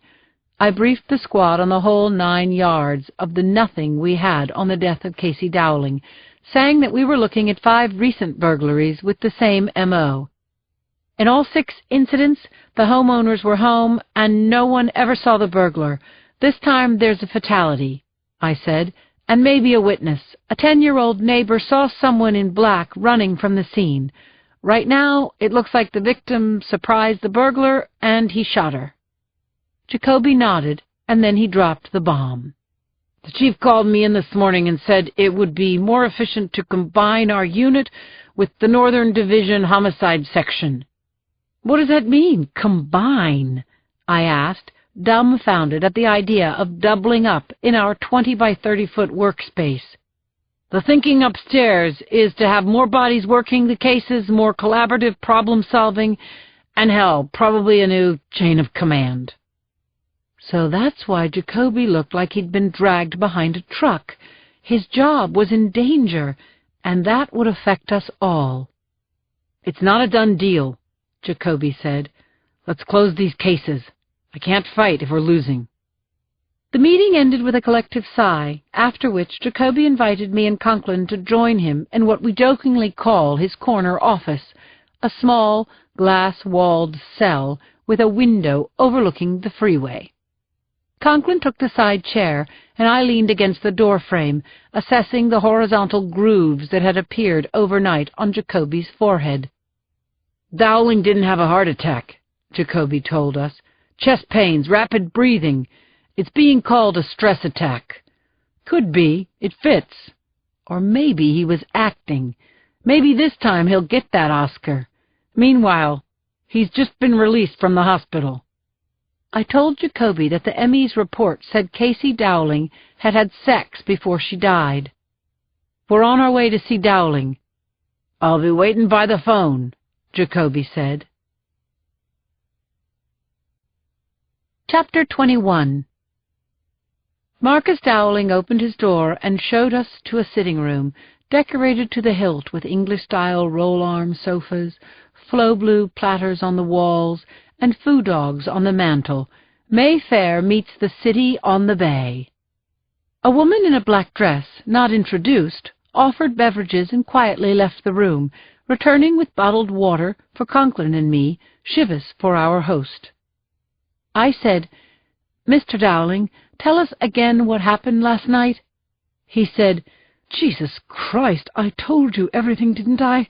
I thought you were coming here to tell me something." Conklin, who is a sensational good cop to my badass bitch, said, "We apologize, sir.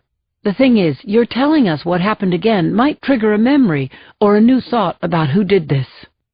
Dowling nodded, leaned back in his leather chair, and put down a healthy swig of scotch. "The Devereaux had gone," he said. "As I told the other officer, I was putting things into the sink." "The lady who brought the beverages," I interrupted, "she wasn't here to help?" "Vanjie only works days. She has a child." Dowling repeated how his wife had gone upstairs before him, how he heard shots, how he found his wife on the floor, not breathing, and how he'd called the police. I said, "Mr. Dowling, I noticed last night that your hair was wet. You took a shower before the police came?" He grunted and gripped his glass.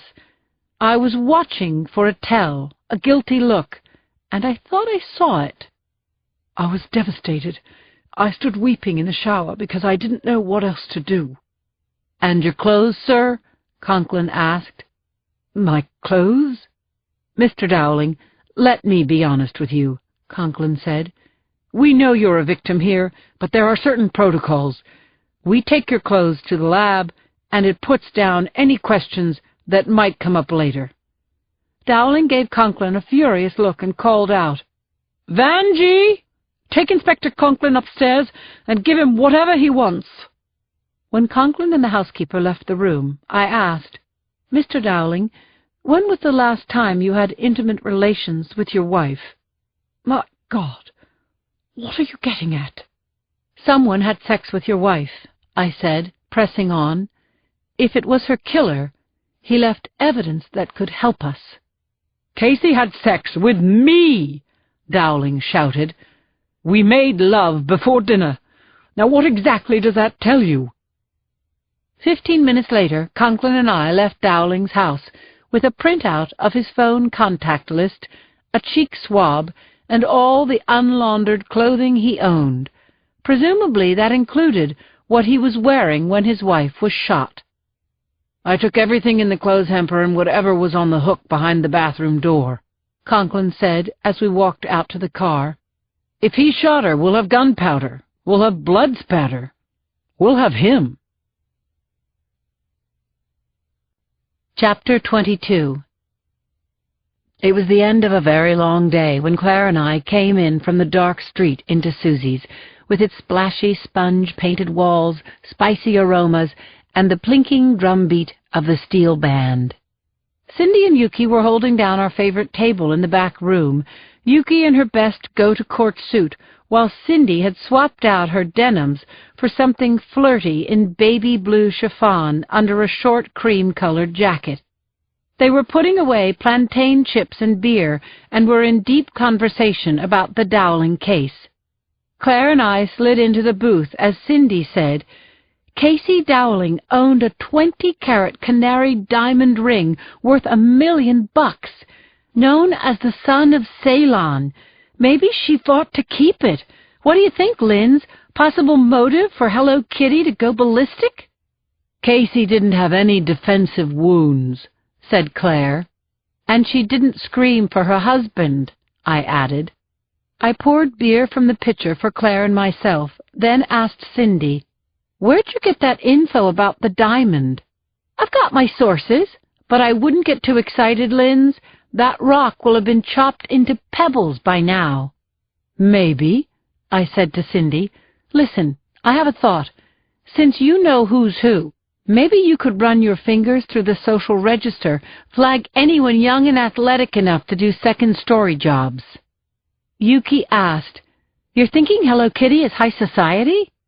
"Rich does," Cindy and I said in unison. Yuki tucked her hair behind her ears. "If Kitty travels with that crowd, he'd know Casey had this huge yellow diamond, and if she recognized him—" "Yeah, I admit, it makes sense," I said. There was a forced window entry into the Dowling bedroom, identical to the other 5 break-ins. There's a witness who saw someone making a getaway on foot. Clapper says there's no gunpowder or blood spatter on Dowling's clothing. So, if Casey knew Kitty— And then Claire thumped the table with her fist. Chips jumped, beer sloshed. She got everyone's complete attention. "I'm sorry, but the Benton killings give me the creeps. WCF? What's that? It's crazy, sinister crazy. Mystery gunpowder stippling, mystery motive, dead baby shot execution style. So let me be clear. I don't care whose case it is, and I know it's not right to care more about one murder victim over another. I said I'm sorry, and I am, but this dead baby hurts me deeply, and now I'm going home to my man and my little girl." Chapter 23. Yuki paid the tab and told Lorraine to keep the change. She realized suddenly that she'd never given the others her news. Usually girls' night out at Susie's was laughing and venting and dinner, but tonight everyone got intense and then they were gone. Yuki stood up, buttoned her jacket, and walked past the kitchen and into the main room. Her hand was on the front door handle when, on impulse, she turned and walked back to the bar. The bartender had dark curly hair, an easy smile, and a name tag stitched onto the fabric of his wild printed shirt. "Miles?" "That's my name," he told her. "Wait, I've seen you before. You and your friends. Beer and margaritas, right?" "I'm Yuki Castellano," she said, shaking his hand. "What do you drink to celebrate a good day in court?" "You beat a traffic ticket?" Yuki laughed. "Do that again," Miles said. "I think the sun just came out." "I'm a prosecutor," she said. "Things turned out fine for the good guys today. So what do you think? What am I drinking?" "Classic, traditional, always in style." "Perfect," Yuki said as Miles poured champagne. "You know, today was stupendous, except for the one stone in my shoe." "Tell me about it." Yuki ordered a spicy crab salad, then told Miles about the case against Jojo Johnson and how her client, the dead Dr. Harris, was a very bad dude, but that Jojo was worse. He'd let the man die in his own vomit over the course of 15 hours. "Should have taken the jury about 5 minutes to find Jojo guilty," Miles said. "Should have, but it took a day and a half. Jojo's lawyer is very smooth, and Jojo is disarmingly simple. Like you could believe that he really didn't know that Harris was dying if you totally squinted your eyes and put your common sense in the deep freeze." "So it's terrific that you won." "Yeah. I've been at this a couple of years. I've had a lot of losses." "So you didn't say. What's the stone in your shoe?" "His name's Jeff Asher, opposing counsel. He came up to me after his client was taken out in handcuffs and said, 'Congratulations on your win, Yuki.'" "What is that? 1 in a row?" "He's a sore loser," the bartender said.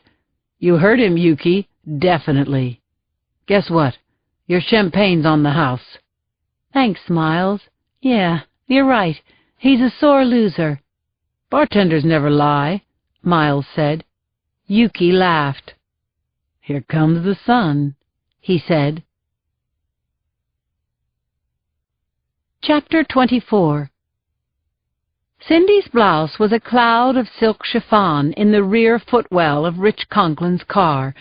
Her skirt was rolled up to her waist, and her pantyhose dangled from one foot. She was damned uncomfortable, but she wouldn't change a thing.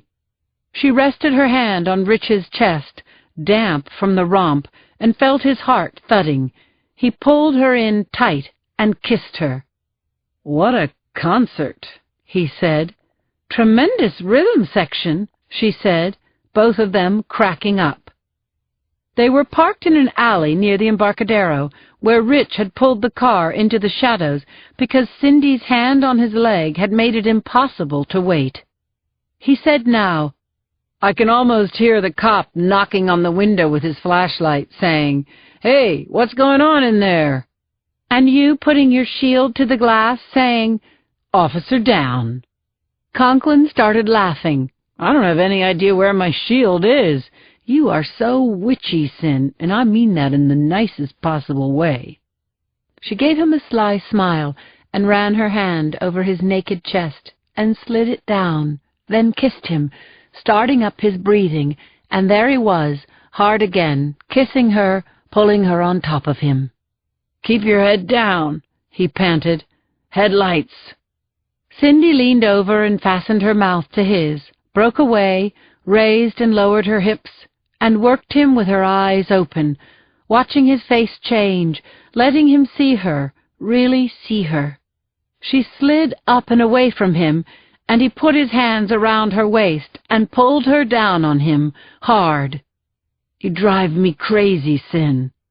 She put her cheek down on his collarbone, letting him drive the action, feeling secure and at risk the whole time, a powerfully explosive combination. And then she was calling his name, and he released himself into her. "Oh, my God," she said, panting, then fading, wanting to fall asleep in Rich's arms. But there was something bothering her, something she'd never felt it was okay to ask him until now. "Rich." "Want to go for 3? he asked her. "Dare you," she said, and they both laughed. And then she just blurted it out. "Rich, have you ever—" "Maybe once or twice before." "No, listen. Did you ever do it with Lindsay?" No, come on, Cindy, she's my partner."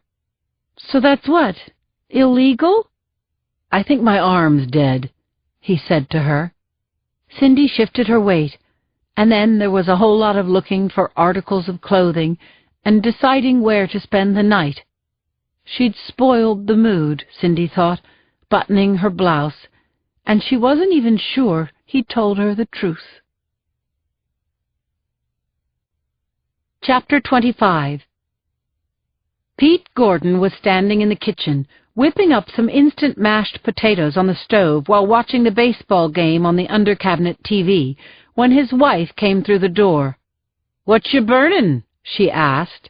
"Listen, Princess, I don't need your frickin' cooking tips, and now you made me miss that pitch. So why don't you rewind it, sweetie? Do you see a DVR in here? Do you?" "Sorry, Mr. Cranky. I'm just saying you could save that if you put a little milk in it and turn down the flame." "For Christ's sake," Pete said, switching off the gas, scraping the potatoes into a bowl. "You just can't let me have a single simple pleasure, can you?" "Well, I have a surprise." "Let's hear it." He dialed up the volume and ate the potatoes standing in front of the set. He spit into the sink as the food burned his mouth, glancing up in time to see the opposing team crossing the plate. "No!" he screamed. "Goddamn Giants! How could they lose this game?" "Mother said she'd like to take all of us out to dinner tomorrow. Special treat on her." "Yippee! Sounds like fun. Your fat-assed mommy and all of us around a table at the Olive Garden." "Pete."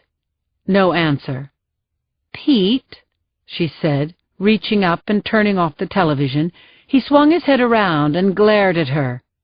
"It's not about you, handsome. It's about the kids having dinner with their family." "You guys can get along without me.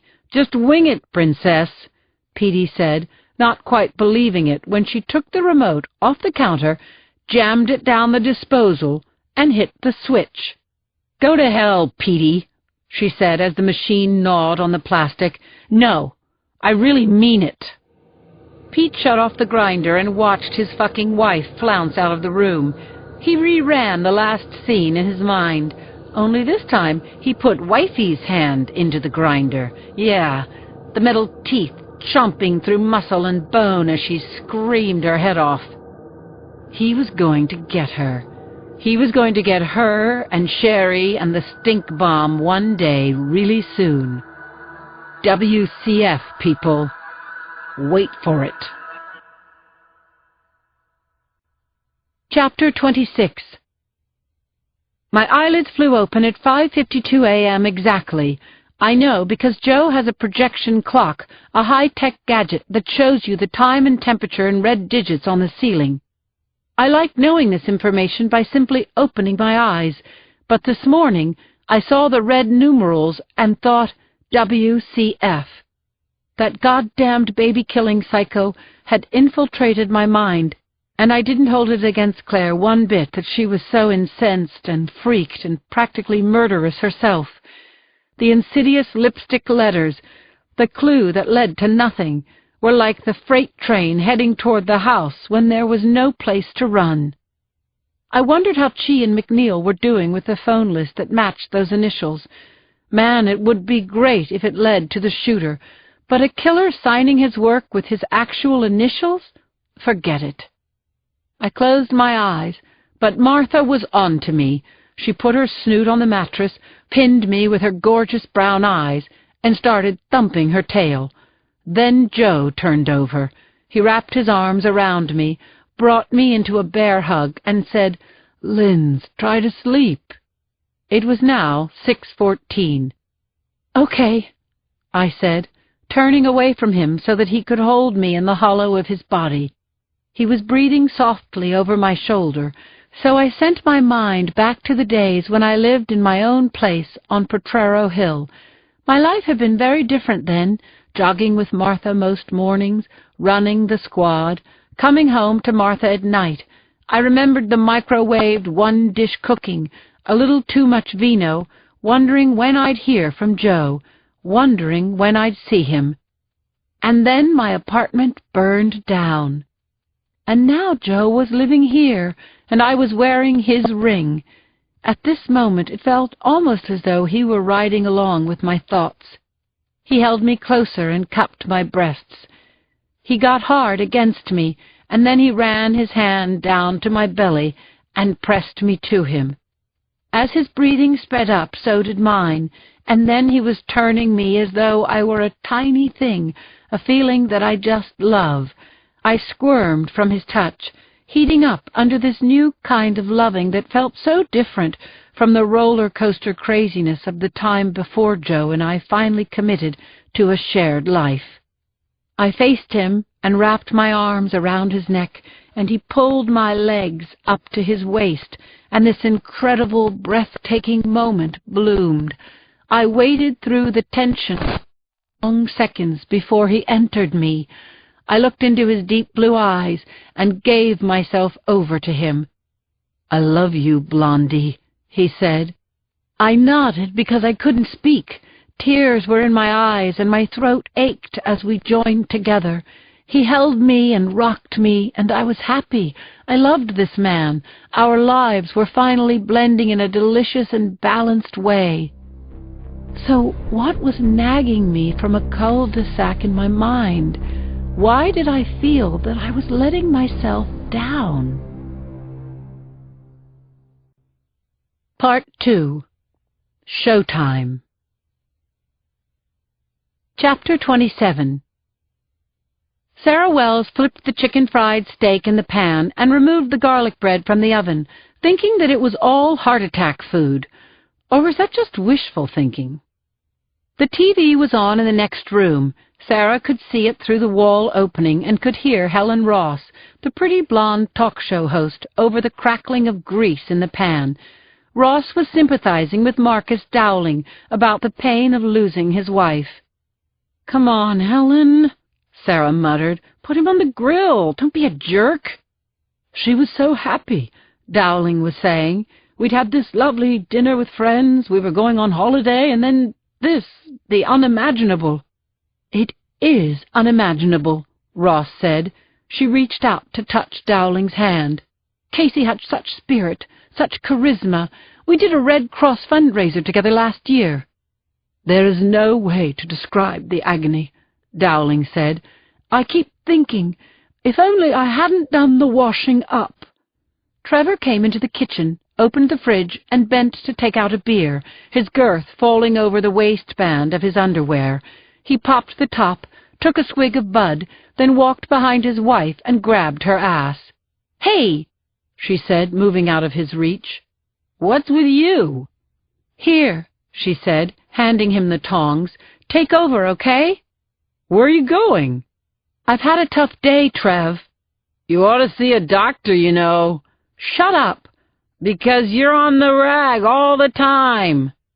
Sarah sank into the couch and turned up the volume.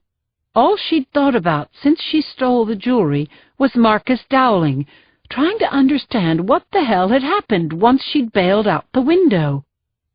"You couldn't have known," Helen Ross was saying. The pan slammed on the stove behind her, Trevor trying to get her attention. On the TV, Dowling was saying, "The police haven't turned up anything, and meanwhile this killer is free." Sarah finally got it. She didn't know why he did it, but it was he. Dowling had killed his wife. There was no one else it could be. How convenient that Sarah had broken into his house, so that he could set her up to take the fall. Trevor said, "Chow's on, darling.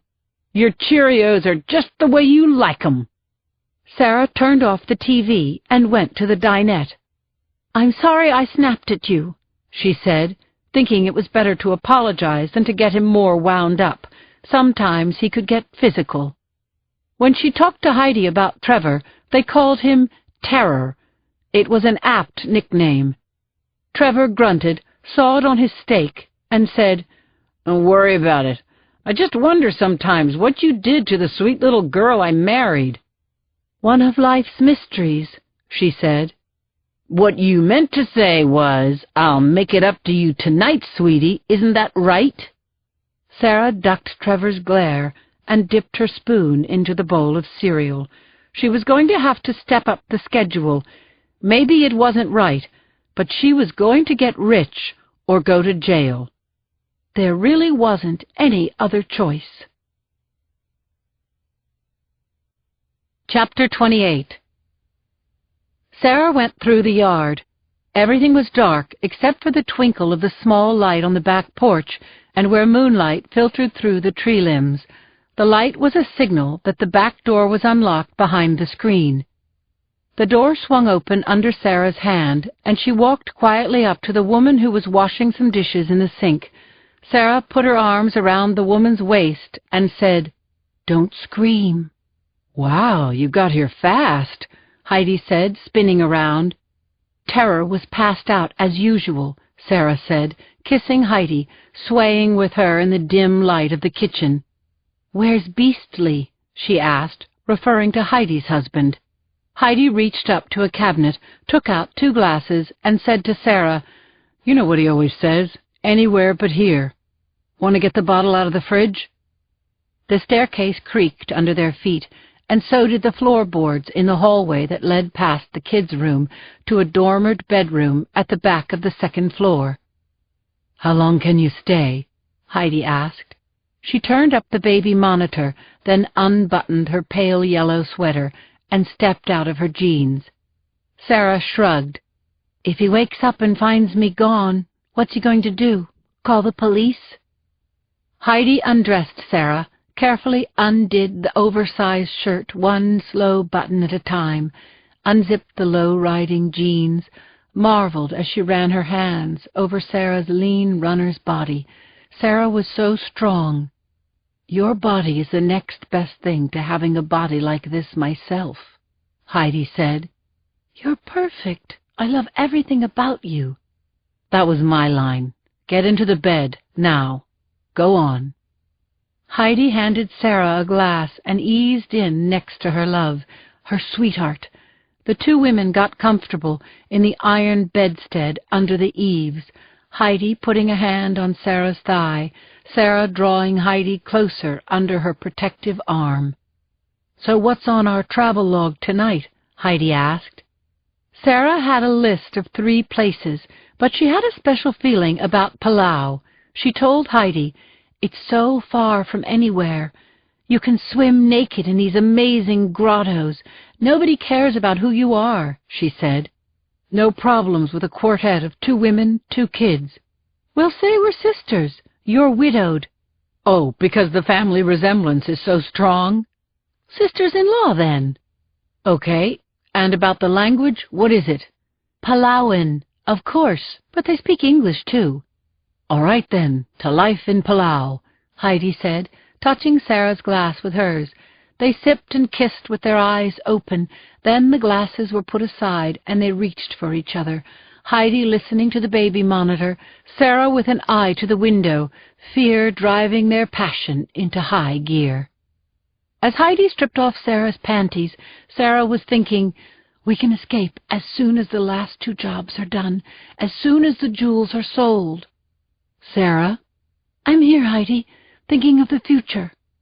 "Come to me now." Sarah had a sudden thought. She should tell Heidi about that woman and child she'd heard about, who were killed in a parking garage, warn her to be very careful. But a second later, the thought faded, and another came into focus. She would sell everything but that yellow stone. One day soon, she'd give it to Heidi. Chapter 29. It was 8 in the morning when Jacoby dragged his chair into the center of the room and called us together. Yuki sat beside me. Claire stood behind Jacoby, arms crossed over her chest, just as emotionally invested in the young deceased Darren Benton as Yuki was in Casey Dowling.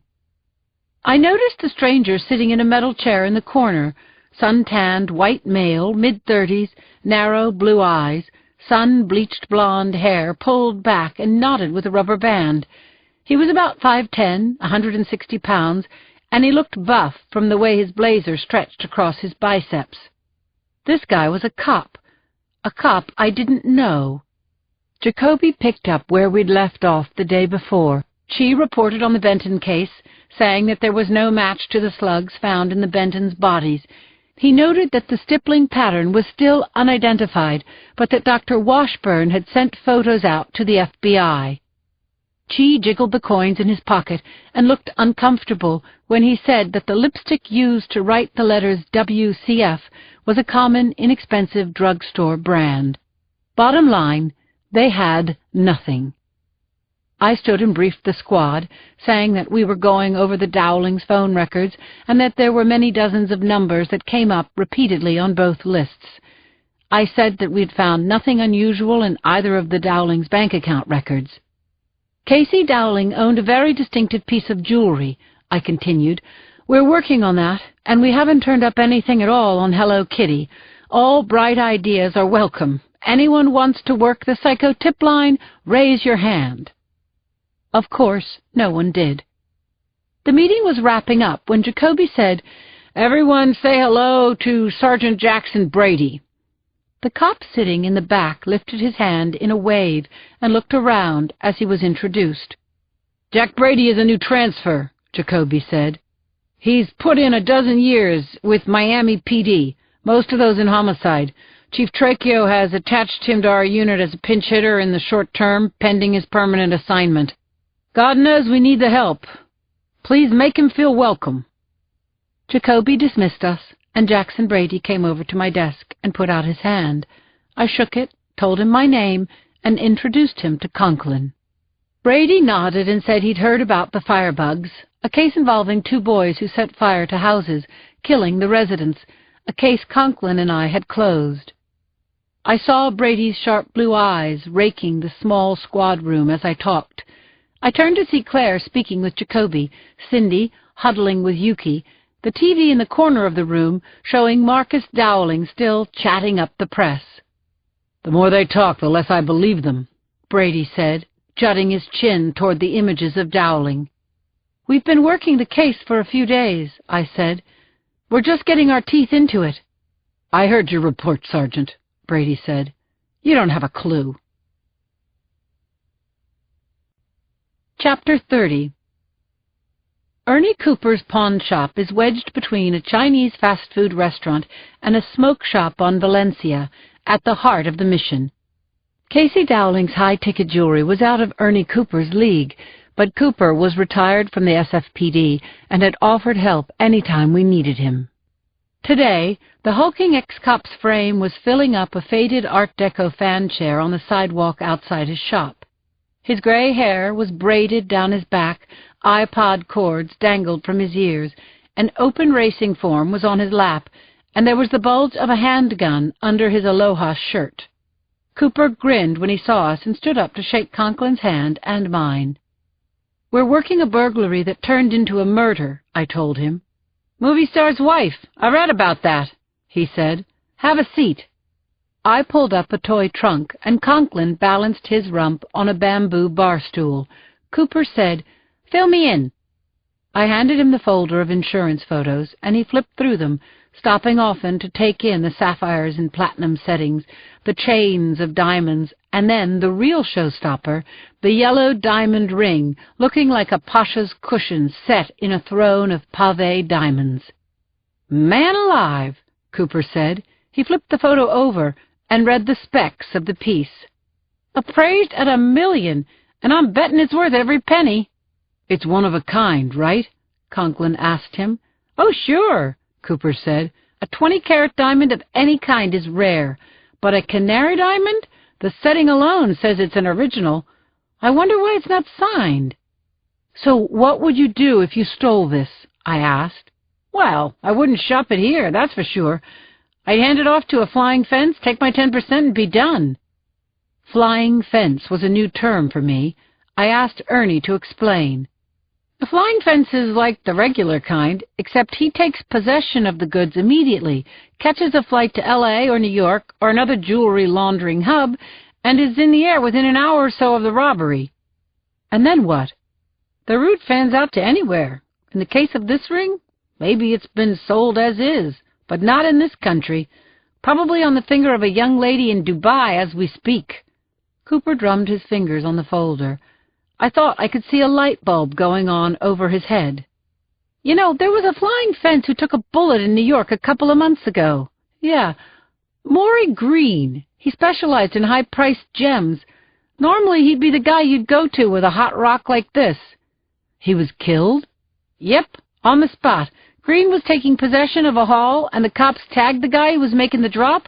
Can't remember his name, but he was wanted for armed robbery. So anyway, the mope pulled a gun, and Maury Green got caught in the crossfire. That put a break in the supply chain." "You know," Cooper said, "if your Hello Kitty was using Green to fence his goods, he may be stuck with this $1 million chunk of yellow ice for a while. Could be your cat's up a tree. Doesn't know how to get down." Chapter 31. Yuki hugged the tanned, graceful woman who opened the door. "God, it's been what, 6 years? You look the same," Sue Emden said to Yuki, the whole time looking at her like, "Gee, I haven't heard from you since graduation, so what's this about?" As they walked through the house, Yuki and Sue chatted about their days at Bolt Law, and once they were comfortably seated outside on the wraparound porch with iced tea and cookies, Yuki brought up Casey Dowling and how she'd died. "You want to talk about Casey officially?" Sue asked. "Uh-huh, but what's the difference, Sue? Casey is dead, and we owe it to her to help catch her killer." "Understand, both Mark and Casey are my friends," Sue said. "I don't want to say anything behind Mark's back." "I do understand, and right now, this is between us," Yuki said. "If you know something, you have to tell me, and you have to let me use my judgment. You'd expect the same from me." All right, but try to keep me out of it, okay? When was the last time I asked you for a favor?" Yuki laughed, and Sue joined her, saying, "Never, right? This is the first time. Between you and me, Casey told me she thought Marcus was having an affair. There, I said it." "Did she have any proof? Did she suspect someone in particular? Did she confront Marcus?" "Slow down, one question at a time," Sue said. "Sorry, backing up now. Did Casey have any proof that Marcus was screwing around? No, but she was suspicious. Mark's always been a lech. He put his hand on my butt once or twice. Hell, he's a movie star. But Casey said, and I quote, "He's gone off me," meaning he didn't have the hots for her anymore. That's all the proof she had, none, and at the same time, she was alarmed. Did she confront him? Yuki, you're not thinking Mark shot Casey. Not at all. He's clean, but it helps to know if there was trouble in the marriage. I'm a lawyer too, remember, and I'm telling you Marcus didn't do it. Mark totally loved Casey. He thought she was a riot. He said he'd never had a boring moment in the 4 years he was married to her. Ben and I went over to Mark's house last night, and he was devastated. He said he was dying from grief, and even if he was fooling around, he wouldn't have left Casey. He certainly wouldn't have... I can't even say it. Would Casey have divorced him? Sue Emden sighed. I don't know, maybe. She told me that if she found out he was cheating, she'd leave him. When did she say that?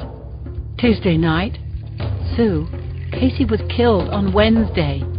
Look somewhere else, Yuki. Trust me on this. It was that cat burglar. Marcus didn't do it. Chapter 32. Pete Gordon was hunting along the Embarcadero, the eastern roadway that fronts the bay, running from 2nd and King, past the ferry building, and north under the San Francisco-Oakland Bay Bridge, an artery traveled by locals and tourists alike. People flowed around him on foot, on bike, on skateboard, as the setting sun licked at the indigo sky. Pete had picked his target outside the ferry building, a weed-thin blonde, wearing a hooded black windbreaker over her long black skirt, her clothes billowing and snapping in the breeze. Made him think of a woman in a burqa. The thin blonde was pushing a kiddo in a stroller, a calm child in pink, who seemed to be taking in the travelers getting off the ferry and fanning out through the marketplace. Pete followed the black-cloaked blonde through the farmer's market, watching her pick out one loaf of bread, one head of lettuce, and one fish fillet.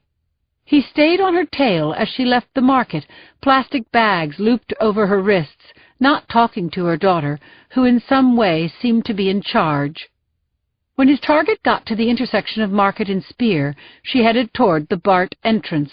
She tilted the stroller up and stepped onto the down escalator, and Pete knew it was time. He gripped his gun in his right hand, the whole of it buried in his pocket, and followed her off the moving stairway. "Miss! Ma'am!" he shouted. The third time he called her, she whipped her head around and shot him a look. "What is it?" He ducked his head and gave her a shy smile. "I'm supposed to meet a friend at the corner of California. I've gotten lost." The woman stared at him and said, "I can't help you," and pushed the stroller out from the arch toward the entrance to the underground. "Hey, thanks, lady," Pete yelled out. "I appreciate the fucking time of day." Hands jammed in his pockets, Pete continued north. It wasn't over yet. He wondered if his expression had given him away. Had he looked too eager, too raw? It hadn't been this way in Iraq, and he wouldn't mess up here. He was steady. He was focused. He had a mission, and he would accomplish it. Chapter 33. As Pete walked into the crosswind, he was remembering PFC Kenneth Marshall's last day. Pete had been in the lead vehicle on the dusty road just outside Haditha, his men in a caravan behind him. They were within 40 meters of a cluster of houses when the car bomb exploded, blowing Corporal Lenar out of the last vehicle in the line, separating Kenny Marshall from his legs. Pete loved Kenny like a brother. He was a smart kid with dimples and a picture of Jesus inside his helmet. He played kick-the-can with the enemy kiddos, gave them rations, believed in the mission to bring freedom to Iraq. Kenny liked to say that when it was his time, God would find him wherever he was. After God called Kenny, after the IED killed this good American son and soldier, after the troops in Captain Peter Gordon's command came out of their crouches, they looked to Pete for orders. It was easy. He did it by the book. His book. Pete was sure he knew who had remotely triggered the IED. They were in the car behind the Humvee that Kenny had been driving. The next minutes were so vivid he could smell the cordite and the dust and the fear even now. He could still hear his enemies scream as he shot them. Now, on this cool evening in San Francisco, Pete Gordon gripped the gun inside his jacket pocket as he stalked the Embarcadero. He came to an alley between Sansom and Battery that was set up with plastic tables and chairs. A young mother was cleaning up after eating there with her baller. Petey followed young Mom and her kiddo into the mall at the ground level of One Embarcadero Center, past the pastry shop and the Italian restaurant, up the escalator to the movie theater that stood apart and alone, anchoring the dead end at the western part of the second floor. Mom was sitting on a bench, gazing at the movie posters, combing her baby's hair with her fingers. It was between shows, and they had the place to themselves. Young Mom turned to Petey when he called out, "Ma'am, I'm sorry. Could you help me, please? I'm totally lost." Chapter 34. By the time I was called to the scene, the cruisers and the ambulances were parked all along Battery and Clay. I ran my Explorer onto the sidewalk and braked next to Jacoby's Hyundai, then grabbed one of the uniforms who was doing crowd control at the western entrance to the mall. "Second floor, Sergeant," the uni told me, "outside the movie theater." I called Jacoby, and he answered his phone, saying, "Come up, Boxer, and hold on to your dinner." Moviegoers who'd been sent out through a back exit had returned to the front entrance, joining commuters and office workers and tourists who had gathered 10 deep outside the entrance to One Embarcadero Center. I held up my badge and edged through the crowd, fending off questions that I wouldn't answer if I could. A uniform opened the glass doors for me, and I entered the mall, a stretch of shops bearing famous logos, now unnaturally empty of shoppers. The escalators had been turned off, and crime scene tape stretched across the whole western wing of the mall, so I stooped under the tape and loped up the stilled, mechanical stairs. Jacoby was waiting for me at the top of the escalator, and I could see from his face how bad it was going to be before I even got near the bodies on the red carpet. I saw the mother first. She'd fallen onto her back. Her pale blue cardigan was black over her heart from the 2 shots to the center mass, and she'd taken another gunshot wound to the head. I reached over and closed her sightless eyes. Only then could I bear to look at the small, still figure lying near her. Damn it, he'd killed the child. This scene was a horror, and even as I recoiled from the brutality, I was struck by how methodical these shootings had been. They had been impersonal, dead-on shots fired at close range. Jacoby stepped aside, and I circled the body of the child in the capsized stroller, a boy under the age of 1. I didn't need to say to Jacoby that it was obvious these killings and the ones in the Stonestown garage were the work of the same killer. But where was his signature? Where were the letters WCF? Jacoby dropped the young mother's wallet into an evidence bag. "This is Judy Kinski. She had $40 in small bills, 2 charge cards, library card. She would have been 26 years old next week.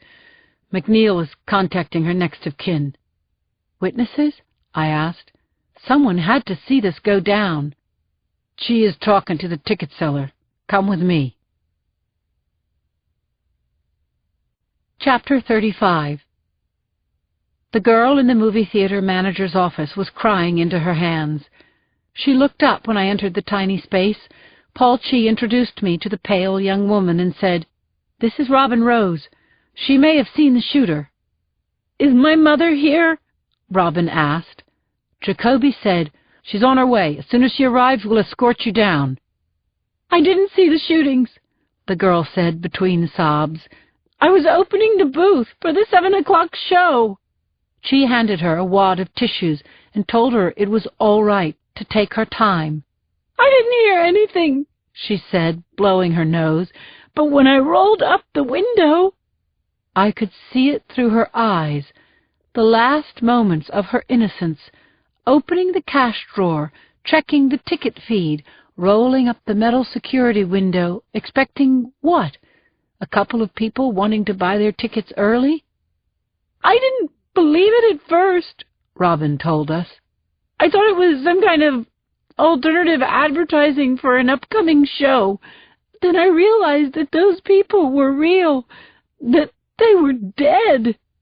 "Did you see anyone near the bodies?" I asked. She nodded and said, "He must have heard the window go up. He met my eyes for a fraction of a second. I saw the gun, so I ducked down." The man Robin Rose saw was a white male, wearing a blue and white baseball jacket and a cap pulled down over his eyes. She didn't think she could describe him, but she would try. Same with his gun. And she didn't see which exit he took out of the mall. Maybe he'd taken the skywalk over to another of the malls in the Embarcadero Center, or he could just as easily have simply gone down the escalator and out onto the street.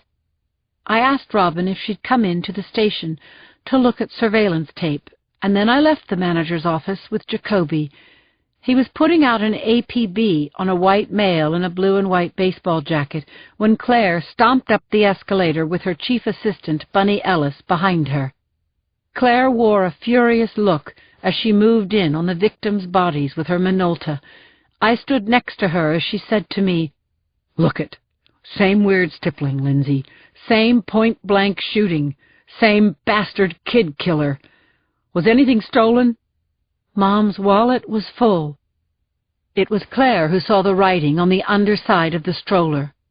I stared at the letters as cameras flashed in a stroboscopic frenzy. The message was written in lipstick. The signature was the same, but different. FWC. "What the hell?" I said to Claire. "Not WCF? Now it's FWC? You ask me, Lindsay? This guy isn't leaving clues. He's purely fucking with us." Chapter 36. Our pinch hitter, Jackson Brady, said he'd taken workshops at the FBI headquarters in Quantico. "I spent 2 full summers learning to profile serial killers. That doesn't make me a pro, but I have educated opinions." Jacoby commandeered a conference room in the Crimes Against Persons Division, and we all sat around the chipped fake wood table looking at Brady. Paul Chi told Brady what we'd gathered from the first scene and the latest, and Brady took notes. All eyes were on him when he told us, "Killing children is reactive. Maybe to a bad childhood, or it's possible this killer is so dead inside he just wastes the kids because they're witnesses." "The kids were babies," Jacoby said. Brady shrugged. "The killer probably isn't using that kind of logic. As for the killing of the mothers, you're seeing a real hatred for women." "In terms of finding this guy," Jacoby said, "his early childhood isn't relevant, is it? How he feels isn't going to lead us to him." "You're right, Lieutenant. In fact, I'm going to say this guy can hide in plain sight. Look at what you know from the way he committed the crimes. How he got away without being seen. He's highly intelligent, he's focused, he's organized, and he's working alone. Most important, he passes as ordinary. That's the only way he could get so close to his victims. They don't even scream." "And he's got a gun that doesn't bring up a hit," I said. "That's an interesting detail," Brady said. "This guy knows weaponry. Makes me think he may have military training." "We've got a witness ID and video surveillance," I said. "We think we have some idea what he may look like." "Nothing distinctive, am I right?" "Yeah," said Chi. "White male, 30s, wears a cap. We'll get another look when we go over the security tapes from 1EC. Conklin asked, "If this guy is military, if he's at least highly competent and trained, what's going to trip him up?" "Overconfidence," Brady said. "He could get too sure of himself and leave a clue. But, you know, it could be a long time before he makes that kind of mistake." I sat back in my seat. It was another way of saying what I'd been thinking since the Bentons were killed in the Stonestown garage. More people were going to die. Chapter 37. 10 days ago, Dowling trumped everything. Now the entire threadbare homicide squad, plus dozens of conscripted cops from other departments, were canvassing the Embarcadero Center, following up every phoned-in crackpot lead, working 12-hour shifts under Jacoby in single-minded determination to nail the lipstick killer. I was in the morgue with Claire when the ballistics report from the feds was dropped into her inbox. I tried not to scream out my impatience as she carried on a phone call while gingerly peeling up the envelope flap. She finally hung up on her caller and took out the single sheet of paper. She skimmed the page and said, Hey, our case was reviewed by Dr. Mike himself. Forgive my ignorance, and will you please give me the damned report? Hang on, girlfriend. Dr. Michael Sciarra is the FBI's Dr. Gunn, she said. Okay, let me get to the nub here. Dr. Mike says the gunpowder stippling on those dead babies was atypical because the shots were fired through a suppressor, and not your basic pop bottle and scouring pad wackadoo either. What then? I asked. It had to be professionally tooled, cold steel or titanium. Very few of these exist. Dr. Mike says here, there is no record of any homicides in the United States committed with a silencer like the one that caused the atypical stippling pattern on the Benton and Kinski children. Geez, what the hell does that mean? For starters, it explains why no one heard gunshots. And why we didn't get a hit in the database. Because it probably came from outside the country, Claire was saying when my cell phone buzzed. My stomach clenched when I read the caller ID. I showed the phone to Claire, flipped it open, and said, Boxer. I was thinking, what now? Boxer, that goddamn shit-for-brains lipstick psycho put on another freaking horror show, Jacoby shouted into my ear. No, come on. No. Yeah, well, a woman and child were killed in the parking garage at Union Square. Looks exactly like the last two homicides. I'm at the scene with Chi and Cappy. Tracheo's on the way, and now he's going to put his mitts all over this. I hung up with Jacoby, briefed Claire, and got Conklin on the line, then fled to the parking lot behind the hall. Conklin was waiting for me in the driver's seat of our squad car, and as soon as I slammed my door closed, he jammed on the gas, and we peeled out with flashers on, siren blaring, rubber burning tracks into the asphalt. Conklin shouted over the clamor, He does this smack in the middle of town? What a pair this guy has! Smack in the middle of town is what he likes. He's a terrorist, a damned good one. I had no idea how right I would turn out to be. Chapter 38. I swear Conklin got the car up to 3 Gs in 3 seconds. I gripped the dash as the Crown Vic roared up Leavenworth and then took us through the stomach-turning roller coaster climbs, sudden death drops, and hairpin turns of our city streets. When I wasn't mentally trying to steer the car from the passenger seat, I thought about the lipstick killer. He wasn't just insane. He was crazy. He'd killed 4 people, and now maybe more. His signature was so cryptic, it was meaningless. How could we predict his behavior if we didn't get his point? Conklin wrenched the wheel right at the bottom of a hill, sending us into a gridlocked intersection. I wanted to get out and beat on car roofs until the road was clear, but instead I shouted into the bullhorn, "Move your vehicles! Pull over now!" We started and stopped as cars stalled, trying to climb over one another, the seconds dragging until we cleared the jam. Minutes later, Conklin nosed the squad car between a small herd of parked black and whites outside the garage at Union Square. I was out of the car before Conklin set the brake. Together we waded into the panicky throng of shoppers who had left their cars in the garage. I saw the fear on their faces and could almost hear their collective thoughts. The killer was here. He could have shot me. I made a path through the crowd with my badge, signed the log, and asked Officer Sorbero to fill me in. "Deja vu all over again," Joe said. "The crime scene's on the 4th floor. We shut the elevators down." Conklin held up the tape, and we ducked under it, entering the chill of the garage. There were dark, tunneled access points on the ground floor, passageways coming from all sides, the huge Macy's, the Saks, the Sir Francis Drake Hotel, perfect opportunities for a predator to stalk his victims unseen. As Conklin and I strode up the winding center double aisles between the rows of parked cars, I braced myself for what Jacoby had described as a horror show. We found him talking with Chief Anthony Trachio on the third-floor landing. The chief's face was blanched, and Jacoby's hooded eyes were drawn almost closed, both men looking as though they'd peered over the abyss into the devil's own lair. "Chi and McNeil are on 4, Trachio said, his mouth hardly moving. "Swing shift is canvassing the perimeter. I've expanded the team to any cop who volunteers or who crosses my path." "Were there any witnesses?" I asked. It was more a small doomed wish than a question. "No," Jacoby said.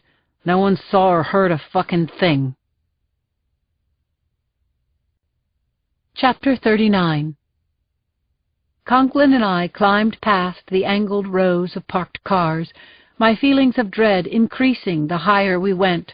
By the time we greeted McNeil and Chi at the top of the 4th floor, I felt as if spiders were using the tops of my arms as a freeway, working their way under the hair at the back of my neck. I didn't want to see the victims, yet I had to look. I forced my eyes down, and there, lying in an empty parking space between 2 vehicles, were the bodies. The woman had been pretty, and she still retained grace in death.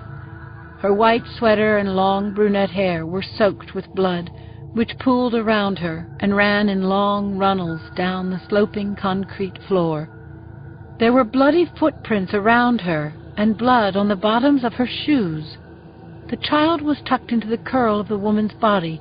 It looked as though they had been posed. My vision started to fade. I felt the ground shift under my feet and heard Conklin's voice. "Lindsay!" His arm around my waist stopped me from dropping to the floor. "What's wrong? Are you okay?" I nodded and mumbled, "I'm fine. Fine. I haven't eaten today." I was annoyed at myself for looking weak, for looking female. My superiors, the guys, my friends in the squad, would be looking to me for leadership. I had to get a grip. The victims were bracketed between a red Dodge Caravan and a silver Highlander. An open handbag lay on the ground, and the contents of the victim's purse were scattered. All of the Caravan's doors were open. I lifted my eyes to the windshield and saw the letters CWF written in red. That strange signature again. What the hell did it mean? Paul Chi called my name from behind my shoulder, and I turned to see his blanched face.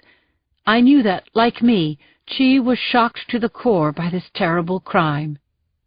"The Vic's name is Elaine Marone," Chi said. "Mrs. Marone was 34.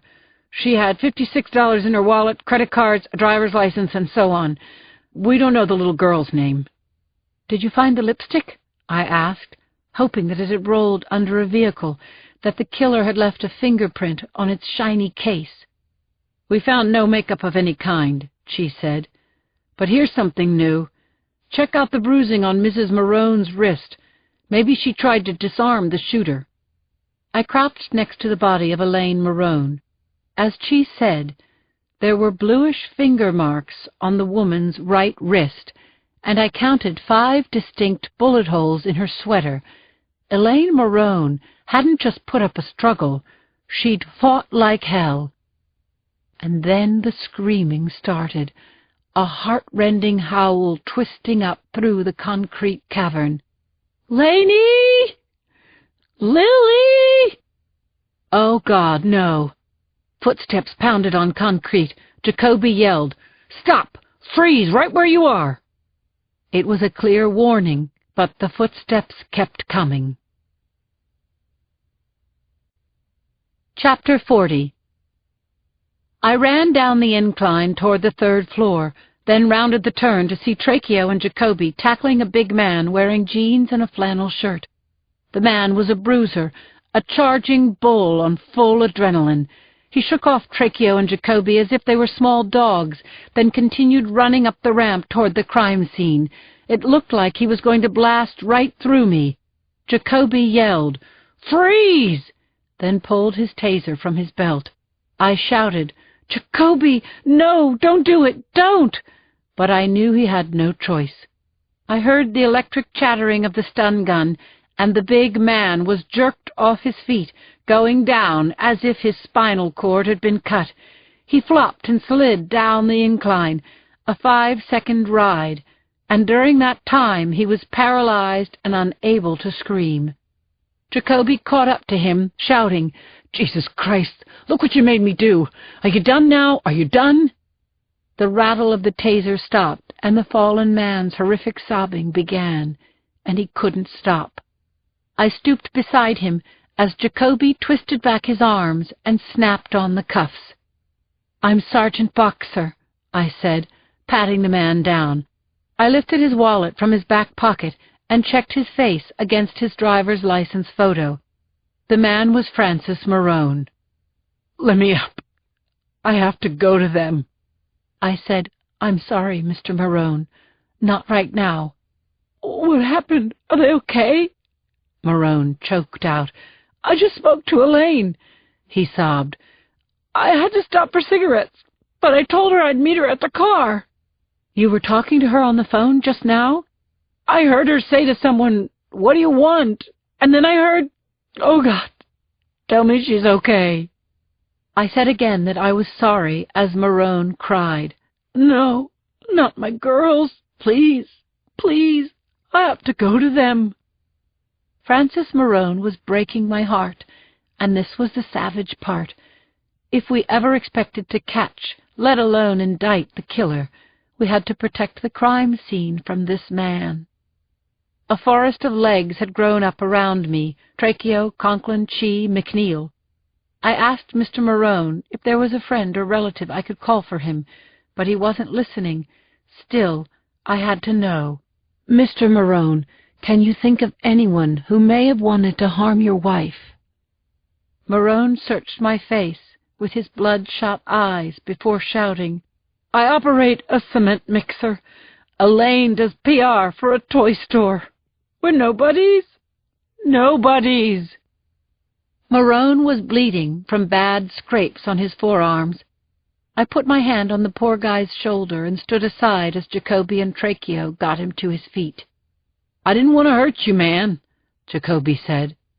I signaled to Officers Noonan and McKay, asking them to drive Marone to the hospital. I promised Marone I'd meet him there as soon as I could. Then I got out of the way as Claire's van tore up the ramp. Chapter 41.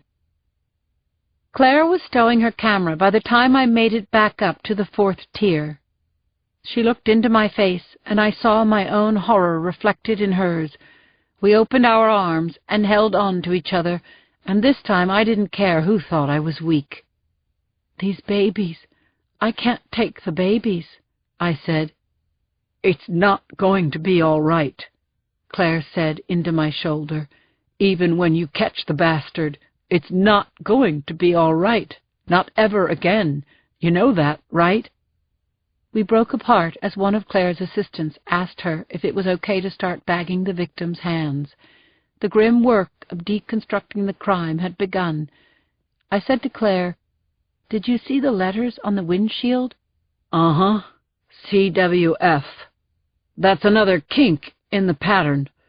The C and the W are still next to each other, so the F is moving around. And that's all I've got, except for 2 more DBs to work up who shouldn't be dead." Claire pulled at my arm, and I stepped out of the way as Clapper's crime scene mobile steamed up the rise and stopped beside the ME's van. CSIs poured out of the back, and Clapper stood over the sickening tableau and said to no one in particular, "Makes you wonder if the good Lord has just given up on humanity." Cameras flashed and video was shot of the bodies and of the bullet dings in the car, both inside and out. Slugs were collected for evidence. Markers were set out. Sketches were drawn and notes were taken. I stood aside and watched the CSI's work, thinking about how an hour before Elaine Marone had been shopping with her husband and her toddler, and now Claire's team was wrapping their bodies in clean white sheets, zipping up the body bags. I was glad the cold finality of those zippers closing was something Frances Marone would never hear.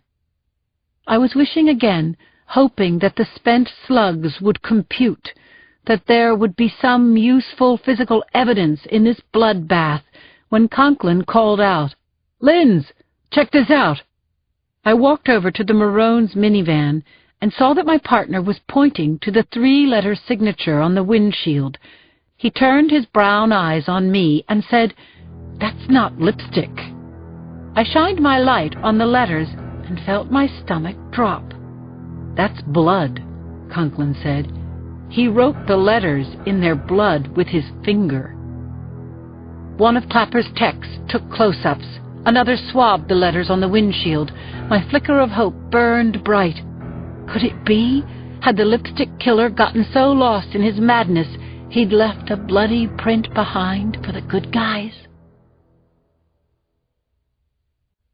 Chapter 42. At 8:30 that night, Sergeant Jackson Brady faced the motley gang of homicide inspectors and patrol cops who were grouped around him in our squad room. He jammed a videotape into our old machine and said, "If anyone sees something I missed, shout it out."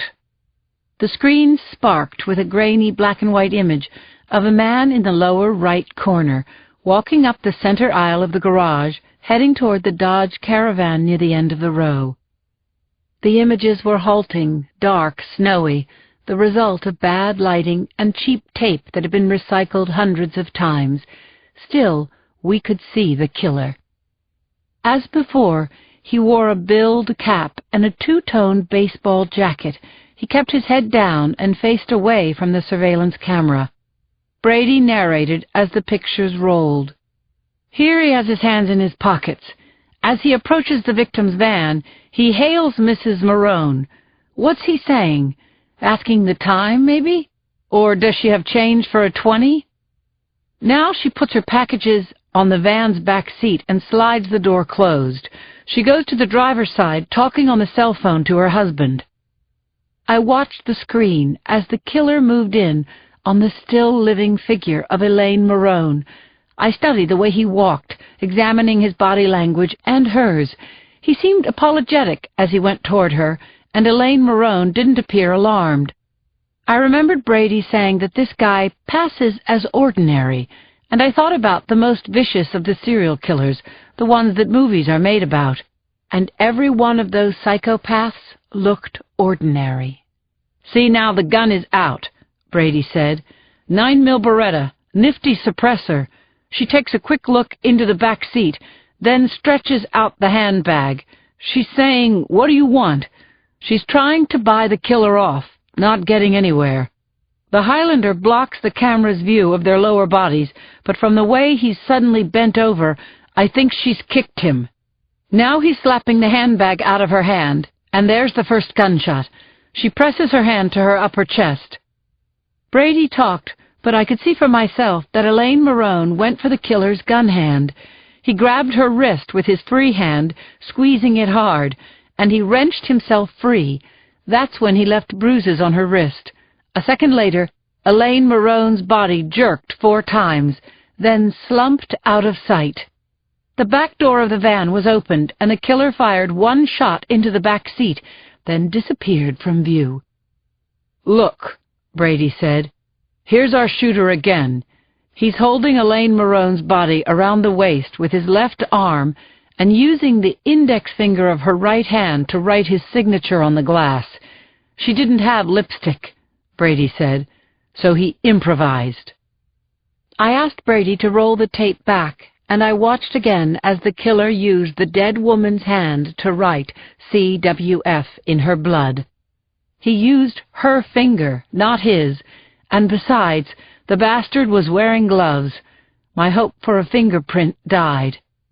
Brady was saying, "He left the van doors open and arranged the bodies.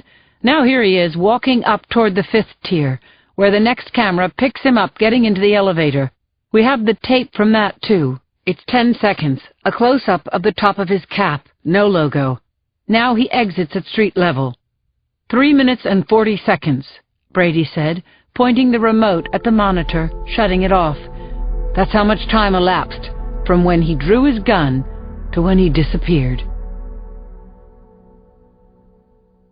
Chapter 43.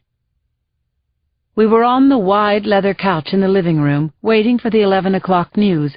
My feet were in Joe's lap, and Martha was snoring on the rug beside me. I was frustrated and beyond exhaustion. I wanted to sleep, but my mind was spinning. "A woman came into the hall today," I said to Joe. "She told Jacoby that a man approached her outside the ferry building the night the Kinskys were killed. Said he was lost. He was wearing a billed cap and a blue and white baseball jacket." "She was credible?" "Jacoby said she was shaking and had half chewed her lip off. She told Jacoby the guy was creepy. She said she couldn't help him and walked away with her baby, and he shouted after her, 'I appreciate the fucking time of day.' She's seen the surveillance video and thinks it could be him." "Good news, Linz. A witness of sorts." "It's something, but, it could have been anyone wearing a baseball jacket. Joe, WCF, FWC, and now CWF? You're a puzzle addict. What do you get out of that?" "West Coast Freak, Factory Workers Coalition, Chief Wacko Freak. Want me to keep going?" "No, you're right," I said. "It's gooseberries. The shooter is playing with us." "Listen, before I forget to tell you. There," I said, grabbing the clicker off the coffee table, amping up the volume as the familiar face of network anchor Andrea Costella talked above the breaking news banner. "We have news tonight about the lipstick killer who was videotaped at a Union Square garage as he was leaving the scene of another horrific double homicide," she said. The video came on the screen. About 10 seconds of the shooter entering the elevator car, stabbing the button with a gloved hand, and standing in one place, eyes lowered, until the doors opened and he exited into thin air. "An anonymous witness described the shooter to the police, who have made a sketch available to this station," Costella said. A drawing replaced the videotape on the screen. "See?" I said to Joe. "Mr. Ordinary. No color eyes, no color hair, regular features, regular 9mm slugs, no match to anything. But not mentioned to the viewers, he uses a silencer, professional grade." "Sounds like he's military, special ops, or he's a military contractor. Got the silencer on the black market or overseas." "Yeah, the military angle makes sense. But there are, thousands and thousands of former military guys in the city, and half of them fit this guy's description." "Hey, what's this?" I asked as another video came on the screen. I watched with my mouth open as a handheld camera bumped along behind Claire. It was recording her leaving the morgue, heading to the parking lot just outside her office. Reporters fired questions about the victims and asked her if there was anything she could tell the people of San Francisco. Claire turned her back to the cameras and got into her new Prius. She started it up, and I thought that was it. "Get lost, you vultures." But she buzzed down the window, rested an elbow on the frame, and looked squarely at the cameras. "Yes, I have something to tell the people of San Francisco, and I'm not speaking as the chief medical examiner. I'm speaking as a wife and a mother. Are we clear?" There was a chorus of yeses. "Moms, keep your eyes open," Claire said. "Don't trust anyone. Don't park in lonely places, and don't get near your car unless there are other people around. And no kidding. Get a license to carry a handgun. Then carry it." Chapter 44. Pete Gordon sat in the kitchen, laptop in front of him on the red Formica table, his back to the porch where Sherry was doing stupid puppet tricks for her brother. The stink bomb was shrieking with joy or fright. Pete really didn't know which, because it was all like having a screwdriver jabbed through his eardrum. Pete yelled over his shoulder, "Keep it down, Sherry. In a minute I'm going to take off my belt." "We'll be quiet, Daddy," Gordon returned to the letter he was composing, a kind of ransom note. Yeah, he liked thinking of it that way. He was a pretty good writer, but this had to be crystal clear and without any clues to his identity. An open letter to the citizens of San Francisco, he wrote. I have something important to tell you. He thought about the word citizens, decided it was too stiff, and replaced it with residents. Much better. An open letter to the residents of San Francisco. Then he changed the second line. I have a proposition to make. Suddenly there was a shrill scream from the porch, and Sherry was shushing the stink bomb and then calling in through the window. Daddy, I'm sorry. Please don't get mad. Stevie didn't mean it. The baby was crying on both the inhale and the exhale, unfucking relenting. Pete clenched his hands, thinking how much he hated them and everything about the life he lived now. Look at me, ladies and gentlemen. Captain Peter Gordon, former commando, currently house husband first class. What a frickin' tragedy. The only thing that gave him joy anymore was working on his plan, thinking how, after he'd wasted Sherry and the stink bomb, it was going to give him great, great pleasure to show the princess who he really was. He could hardly wait to silence her nagging. Pete, sweetie, don't forget to pick up the milk and don't forget to take your meds, okay? Hey, handsome, did you make lunch for the kids? Make the bed? Call the cable guy? He imagined Heidi's face, pale in the middle of all that red hair, eyes like yo-yos when she realized what he had done and what he was going to do to her. Hi, hi, Heidi.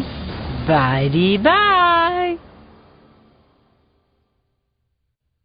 Part 3. The Trap. Chapter 45. Sarah Wells crouched in the shrubbery between the huge Tudor-style house and the street, her clothes blending into the shadows. She was having a three-dimensional flashback of the Dowling job, how she'd hidden in the closet while the Dowlings made love, later knocking into that table of whatnots during her narrow frickin' escape, and then the worst part, the murder accusation hanging over her. She considered quitting while she was ahead. On the other hand, the Morley house was a prize. The 3-story white home with dark beams and bay windows belonged to Jim and Dorian Morley, the sports gear Morleys, who owned a chain of athletic stores up and down the coast. She'd read everything about them on the web and seen dozens of photos. Dorian Morley dressed to impress and owned a stunning jewelry collection that she kept in constant use. Sarah had made special note of Mrs. Morley telling a Chronicle reporter that she loved to wear diamonds every day, even around the house. Imagine, everyday diamonds. Which is why Sarah had put the Morleys on her to-do list, done several run-throughs to check out the traffic patterns at 9 p.m. in their neighborhood, and pinpointed where to stash her car and where to hide. On one of her drive-bys earlier in the week, she'd even seen Jim Morley leaving the house in his Mercedes. He was stocky and muscular, the kind of build people called brawny. Sarah definitely did not want to run into Jim Morley tonight, and she wouldn't.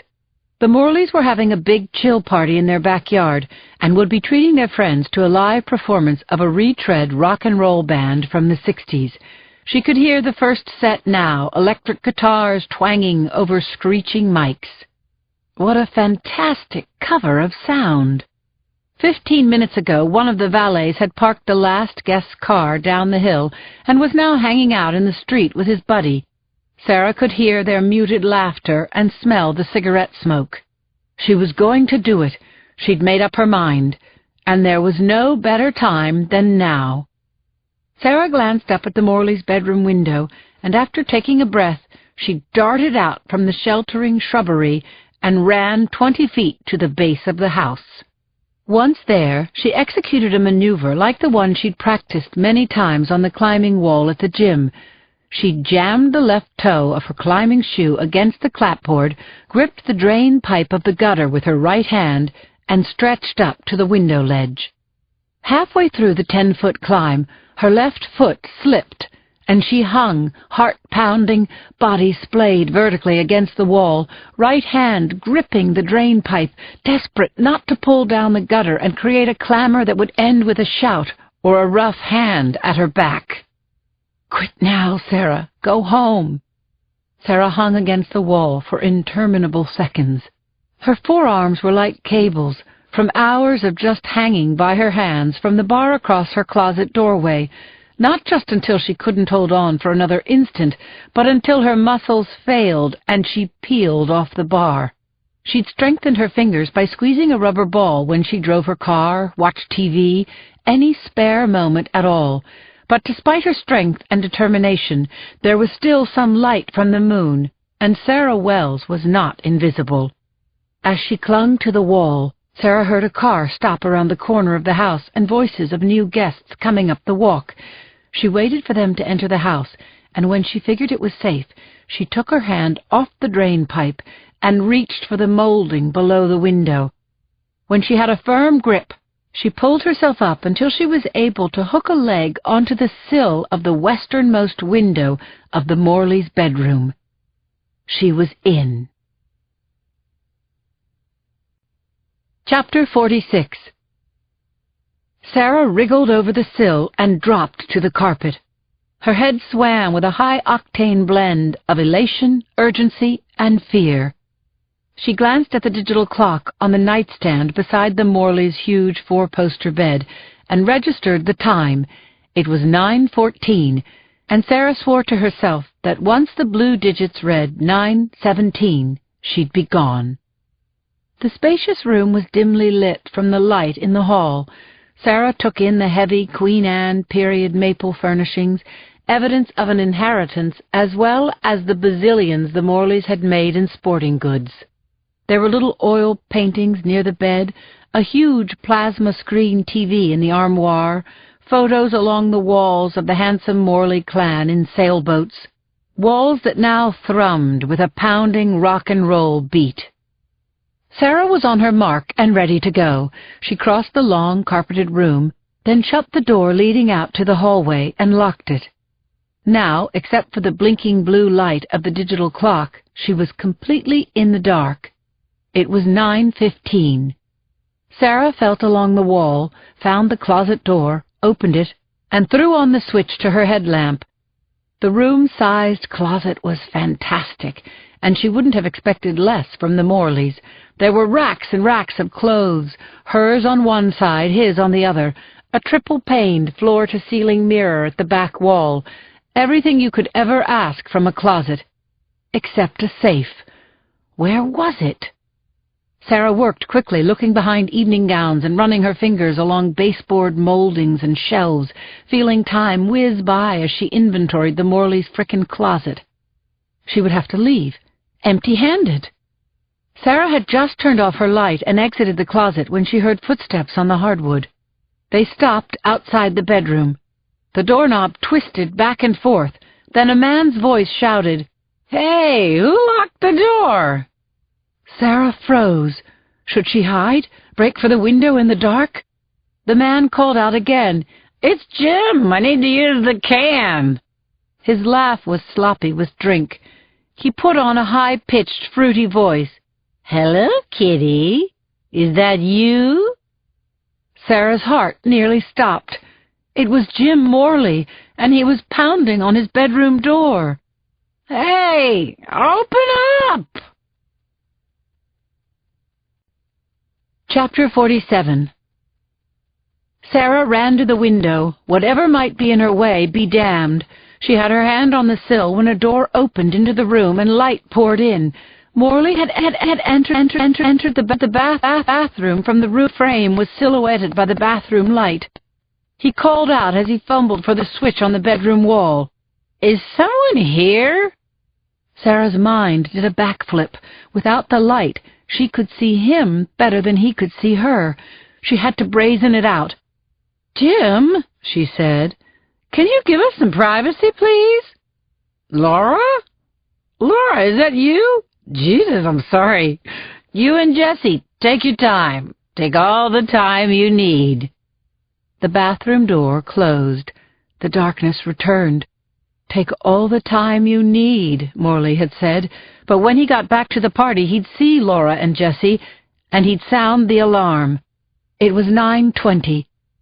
Sarah had a foot up on the sill when an image appeared in the corner of her mind's eye. She'd been in a rush to get to the closet, but she'd half noticed a particular painting of a wheat field right next to the bed. Had it been hinged to the wall? 30 seconds, no more, but she had to check it out. Sarah found the four-poster by the pale blue light of the clock and used it to guide her. Her fingers ran across the edges of the small picture frame, and then she pulled it toward her.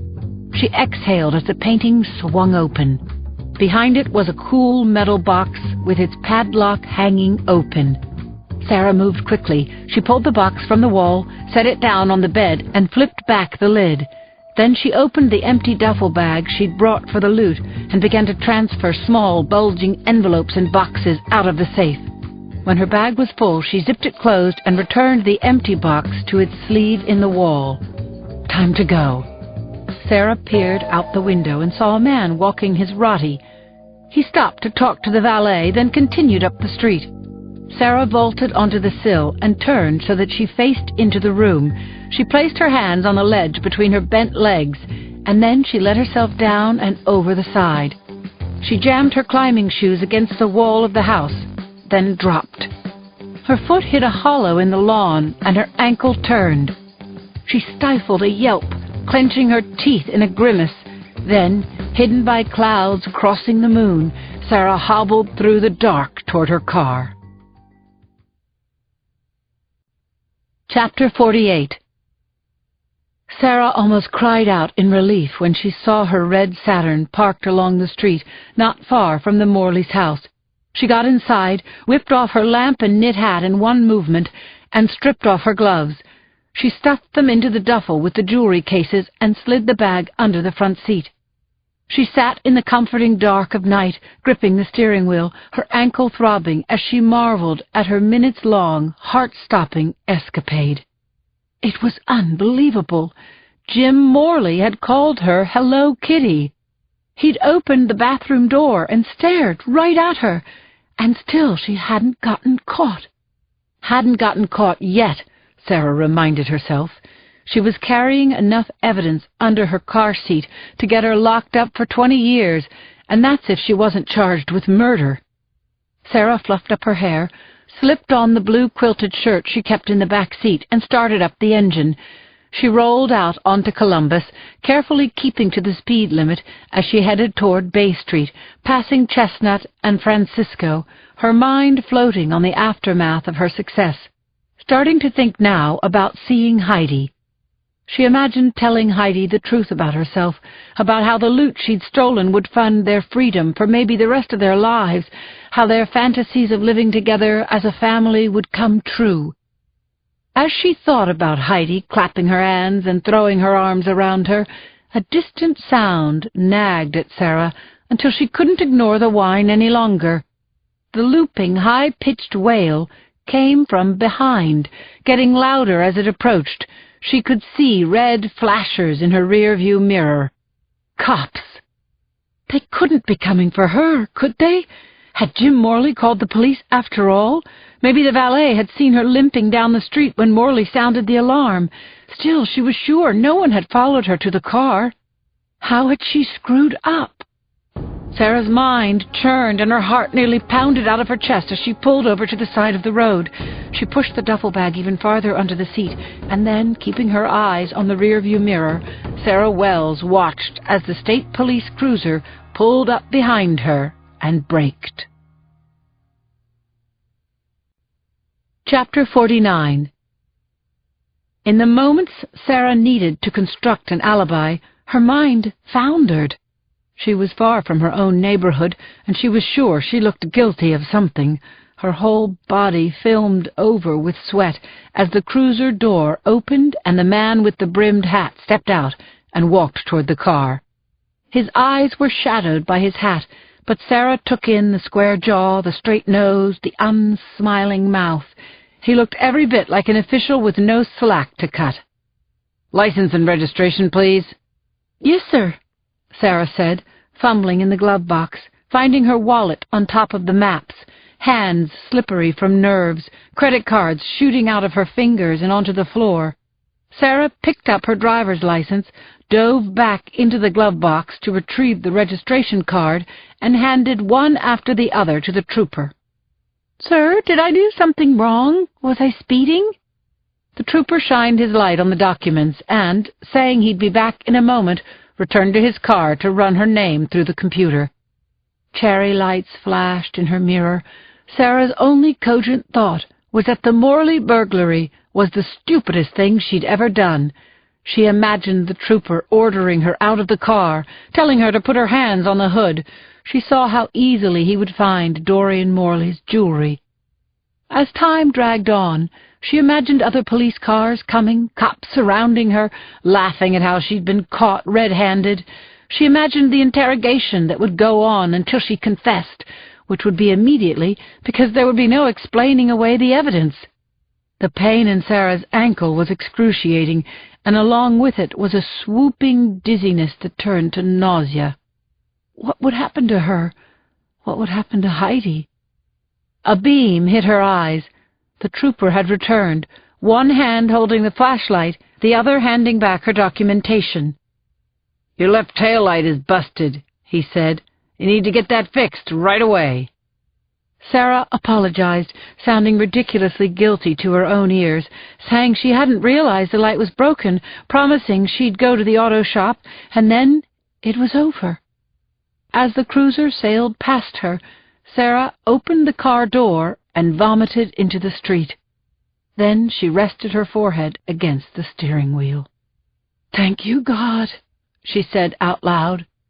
Her hands were still shaking as she started up the car again and headed to Marina Boulevard. Skimming along the street, she turned her eyes to the Golden Gate Bridge, the chains of lights blazing.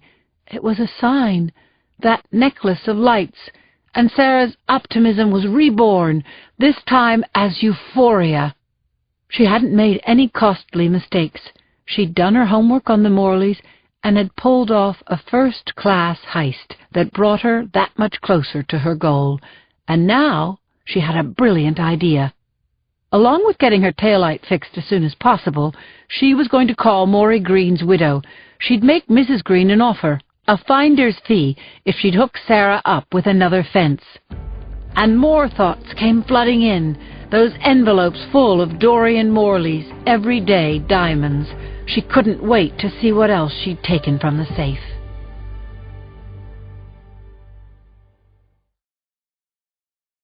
Chapter 50. Sarah opened the door to the one-bedroom apartment she shared with her revolting hair-trigger husband. She stood listening for a moment in the small foyer, and when she heard snoring, she stepped into the living room. Terror was slumped in his brown leather recliner, asleep in his wife-beater and shorts, his plaid underwear not only showing, but unsnapped and open. She wrinkled her nose at the porn couple silently humping on the TV, then slipped past her husband and into the bedroom, where she closed the door and quietly threw the lock. Only then did she feel that it was safe to draw a real breath. She jerked the curtains closed and flicked on the overhead light. Then she opened her duffel bag full of loot and spilled the bulging envelopes onto the bedspread. Sarah's breathing was shallow and her eyes were bright as she unsnapped each little packet and liberated the contents. Diamond necklaces spilled out like streams of faceted ice. She touched each of the jewel-encrusted bracelets and brooches and pendants and rings with the tips of her fingers, stunned by her audacity and at the same time mesmerized by each splendid work of art. Dorian Morley's taste was wonderful. The diamond necklaces were new, but the packets of finely worked antiques seemed to be part of a personal collection, and so Sarah wondered if this treasure had been inherited or collected piece by Dorian Morley herself. And for the first time since she'd started stealing from the rich, Sarah knew that the woman who had owned these jewels was going to be grief-stricken when she discovered the loss. This was not a good thought for a jewel thief, so she scrubbed it from her mind, reminding herself that the Morleys of this world had insurance and means, while she and Heidi had no fallback, no rescuers but themselves, and that each day they lived with their husbands was one of loathing and terrible risk. Sarah returned the pieces to their packets and opened the bottom drawer of her dresser. She pushed the T-shirts and sweatpants aside, lifted the thin board of the false bottom, and deposited the tool bag. Before she stowed the Morley jewels, Sarah had to see it one more time. She reached into the back right corner of the secret stash and felt for the little leather box, shaped like a round-topped trunk. The box fit perfectly in her closed hand. She opened the lid and stared at Casey Dowling's wonderful ring. It glittered under the light as if it were alive. That yellow stone. Wow! It was magnificent.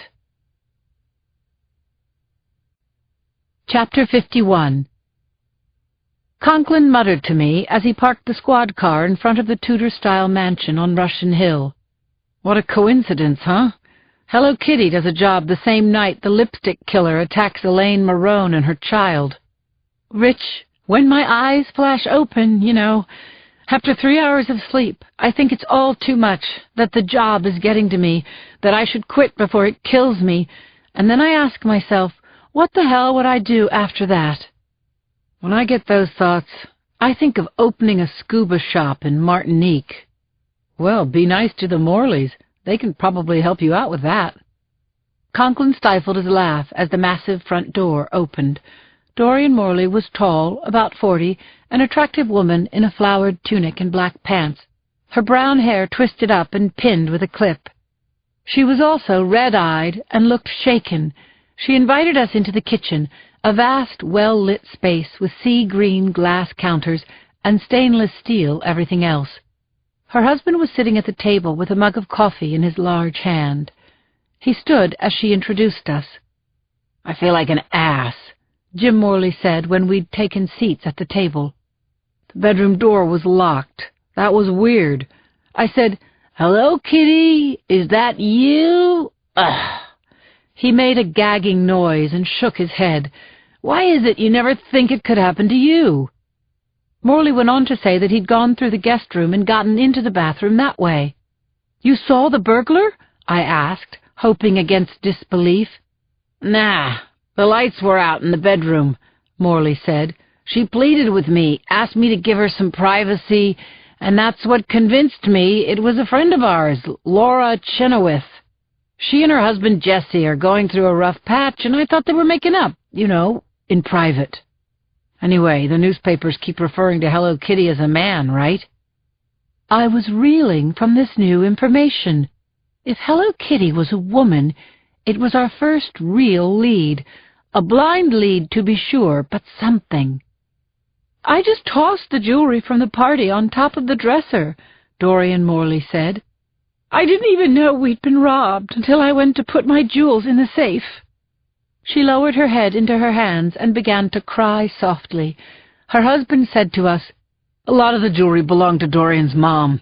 Some of it was her grandmother's. What are the chances of getting it back?" I was still stuck on the idea that our cat burglar was a woman. I heard Conklin say that so far none of the stolen goods had surfaced from the previous Hello Kitty burglaries, and then Dorian Morley lifted her head and said, "It's not just about the jewelry, Jim. It's about the fact that a murderer was inside our house, inside our bedroom. What if you had challenged her instead of walking away? My God, Jim, she could have shot you." Chapter 52. Being summoned to Trachio's office is always an adventure. You never know if you're going to get a high five or a front-row seat on a meltdown. Trachio hung up the phone as Jacoby, Chi, and I took seats around the curve of his mahogany desk and watched him pat his comb-over. I don't dislike Trachio, but I never forget that he's a bureaucrat doing a job only a real cop should do. "The mayor has me on his speed dial," he was saying as his assistant brought him a fresh cup of tea. I'm in his favorites list, you understand? One of the top 5. This morning I made it to number 1, when he saw this. Tracheo flashed the morning's Chronicle with its photo of Claire leaning out of her car window under the headline, "Get a Gun." I flushed, both scared and embarrassed for my best friend. "One of our own said this," Tracheo said, his voice rising. "Told our citizens to carry guns, and the mayor says that all of us, and that includes you, and especially you," he said, stabbing a pudgy finger at Jacoby, "don't know your ass from a lemon tart." Jacoby half rose to his feet in defense, but Tracheo put out a hand to silence and seat him. "Don't say anything, Jacoby. I'm not in the mood, and I've got something else to show you." Tracheo opened a folder on his desk, took out a sheet of newsprint, turned it around, and pushed it toward us. "This is going to run in tomorrow morning's Chronicle. The publisher sent an advance copy out to the mayor, who passed it around." I read the headline, "An Open Letter to the Residents of San Francisco." Tracheo leaned back and said, "Go on, Boxer. Read that out loud." "An Open Letter to the Residents of San Francisco," I read obediently. "I have a proposition to make. It's very simple. I want $2 million in cash and a contact person I can trust. Once I have the money, I will leave San Francisco for good, and the killings of the women and children will stop. I expect a published reply, and then we'll work out the details. Have a nice day." It's not signed, but I guess we know who wrote this. My head throbbed at the idea of it. "Sir, you're not really thinking we're going to pay off the lipstick killer?" I asked Tracheo. "Not out of our budget, of course, but a private citizen has already stepped forward with the cash. Yes." "Chief, we can't let anyone pay off a murderer. It opens the way for every freak with a gun and a sick idea." "She's right," Jacoby said. "You know that, Tony. Giving in to him is the worst thing we can do." Tracheo leaned forward, smacked the flat of his hand down on the newsprint, and said, "You all listen to me. 7 innocent people have been shot dead in the last couple of weeks. 40 men and women are working this case around the clock, and we've got nothing. Nothing. Except the chief medical examiner saying that people should start packing. What choice do I have? None. This letter is going to run," the chief said, glaring at each of us in turn, "and I can't stop it, so figure out how to catch this psycho.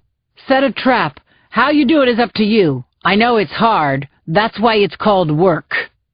Now, I need my office. I've got to call the mayor." Chapter 53. I jogged back down the stairs with Chi and Jacoby, the 3 of us wrapped in our own mortified silence. Yes, Tracheo's drubbing was humiliating, but far worse was the fact that the city was being held hostage by a psychopath, and Tracheo was in such a bind he was giving in to a terrorist. Apparently the giving in was already in motion. Someone in the mayor's inner circle had stepped forward with $2 million to pay off the lipstick killer before his letter even ran. It was insane, completely magical thinking to believe that if we handed the killer his millions, he would leave town. And even if he did, where would he go? What would he do when he got there? And how many more crazies would be inspired to commit murder for pay? When Jacoby, Chi, and I walked into the squad room, all eyes turned to us, the silent question hanging in the air like a thundercloud. What did the chief say?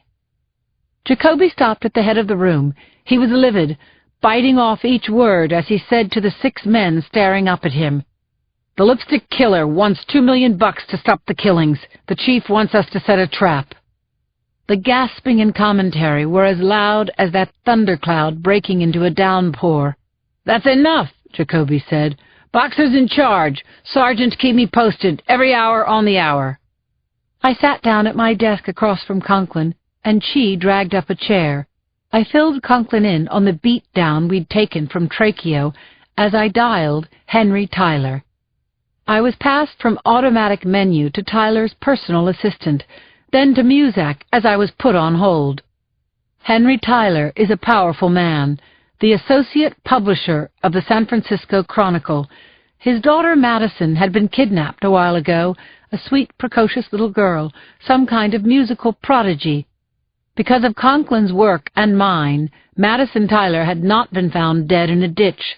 Instead, she was playing the piano, going to school, and romping with her little dog. Tyler and his wife had been so grateful to Conklin and me for saving Madison's life. Tyler had said he owed us a big favor. I hoped he'd remember that promise, and then he was on the line. Chapter 54. "Mr. Tyler," I said into the phone, calling up a mental image of the tall, gray-haired man. The last time I'd seen him, he'd been in the park with his little girl. He'd been laughing. "Lindsay, I've told you, call me Henry," Tyler said now. "I've been expecting your call. It's too bad it has to be about this guy." "We're glad he's surfaced," I told Tyler. "It's an opportunity, but only if we have time to work up a plan. Can you stall him, Henry? What if you don't run his letter tomorrow? Maybe give us another day." "How can I do that? If I don't run his letter and he kills more people, it'll be my fault, and I can't live with that. But, Lindsay, I can get the money for him. I was hoping you could be our go-between." "You're paying him the $2 million? It's cheap any way you look at it," Tyler said to me. "He could have asked 5 times as much, and paying him off would still be the right thing to do. He's going to keep killing kids and their mothers unless we give him what he wants. You know that. I'm sure that he's had this payout in mind from the beginning." I was startled to hear Henry Tyler say he was going to pay off the killer, and even more stunned at his conclusion that the lipstick killer's spree had been about the money all along. "Henry, what worries me is that buying off the killer won't stop him from killing, and it will only encourage others to make similar threats." "I understand, Lindsay. We have to trip him up somehow. That's why I'll be working with you." My headache had gone molten right between my eyes. I was a cop, nothing more. I couldn't see through walls or into the mind of a psycho. While it was flattering that Henry Tyler thought I could stop the lipstick killer, it was obvious the murderer was smart, too smart to fall for your basic van full of cops waiting for him to pick up a briefcase of money. The worst-case scenario was the one that seemed the most likely. Killer gets the cash, killer gets away, killer continues to kill. And he inspires terrorism all over the country. There weren't enough cops in America to cover an epidemic of sickos killing for money. "I want to be sure I understand," I said to Tyler. "You haven't been in touch with the lipstick killer. He doesn't know you're going to give him the money?" "He doesn't know about me at all. He's paid for us to run the letter, and he'll be waiting for a response by way of return letter in the paper. I can stall, get the money, and write a reply to run the day after tomorrow. So we have 2 days. "Yes, I guess that's right." "You've got a new secretary starting tomorrow morning," I said to Tyler. "I'll be with you round the clock." Chapter 55. There was a pile of donuts in the coffee room, and I went for them. I hadn't eaten a square meal in almost 2 weeks, and hadn't had more than 5 consecutive hours of sleep in that time either. As for exercise, 0, unless my brain running 24/7 on a hamster wheel counted for something. I sugared my coffee, went back into the squad room, and saw Cindy sitting at my seat, smiling over the desk at Conklin and shaking her bouncy blonde curls. "Linz!" she said, getting up to give me a hug. "Hey, Cindy," I said, hugging her a little too tightly. "Rich and I have something to tell you. Off the record." "That Hello Kitty is female?" I glared at my partner, who shrugged at me. "That's not for publication," I said, swinging down into my seat, watching Cindy pull up a chair. I piled my donuts on a paper napkin and placed my coffee cup on a file folder. I had put together this whole list of social register guys who could climb up the side of a house, Cindy said, pulling a sheet from her computer case. Duke Edgerton, William Burke Ruffalo, and Peter Carruthers are rock climbers. They were on top of my all-star list, but now they're the wrong gender, right? Since Kitty's a girl. We have no idea if the woman in the Morley's house was Hello Kitty or a party guest Jim Morley didn't know, I said to Cindy, so let's not get crazy and print that, okay? Cindy, we will not be able to vet a single lead that comes in if you print that Hello Kitty is female. The Morleys had 50 guests last night, Cindy said. You think the word's not going to get out?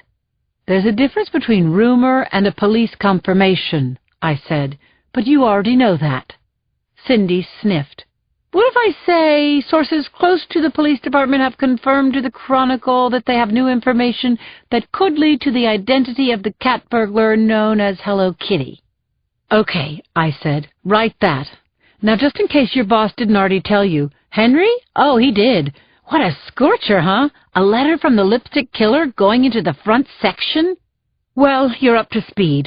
Is there anything else, Cindy dear? I'm off to interview Dorian and Jim Morley. This is a heads up. Thanks, Conklin said. Off you go, I said to Cindy. Have fun. You're not mad about anything. Not at all. Thanks for the list. I waggled my fingers. See you later, she said to Conklin. I turned my face when she touched his cheek tenderly and kissed him. When Curlylocks had gone, I lifted my coffee, opened the file folder, and spread the morgue pictures of Elaine and Lily Marone out on the desk. Let's get back to work, I said to Conklin. What do you say? I hung icicles from every word. Chapter 56. I told her nothing, Conklin said to me. Whatever, I said back. My mind was splitting, I think, literally. Hello Kitty, lipstick killer. Lipstick killer trumped everything. I didn't even mention the Morleys to Cindy. I believe you. It's over. She's going to run the story about Kitty being female, and the phone lines are going to burn up all over again. Cindy got a tip from one of the Morleys' friends. She did it all herself. Can we please move on? I didn't want to believe Conklin hadn't spilled the new info to Cindy, but I did.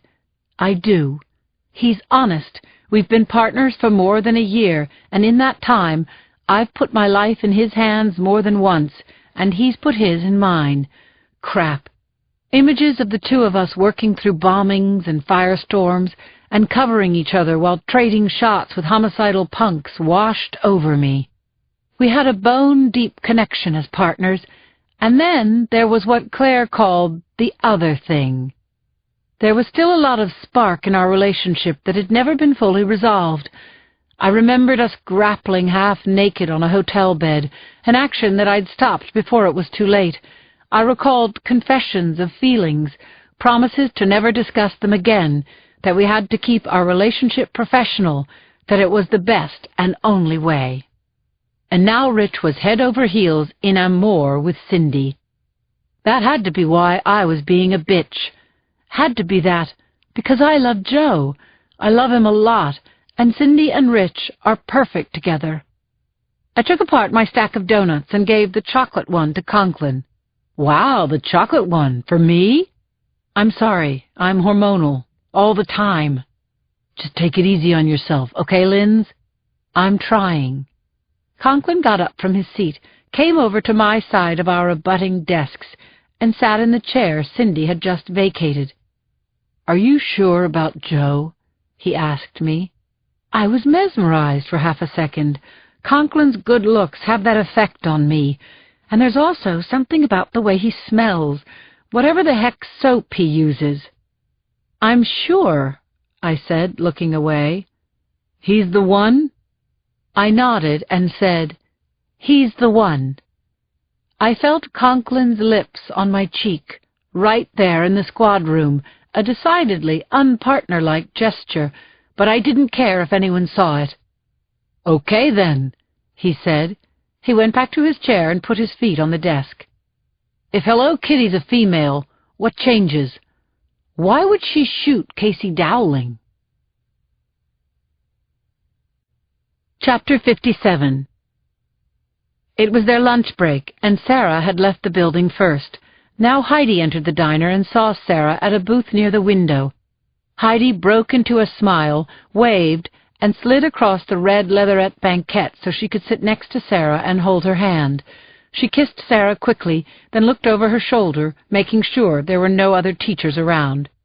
"Happy birthday, darling," Sarah said. You're a flirty 30.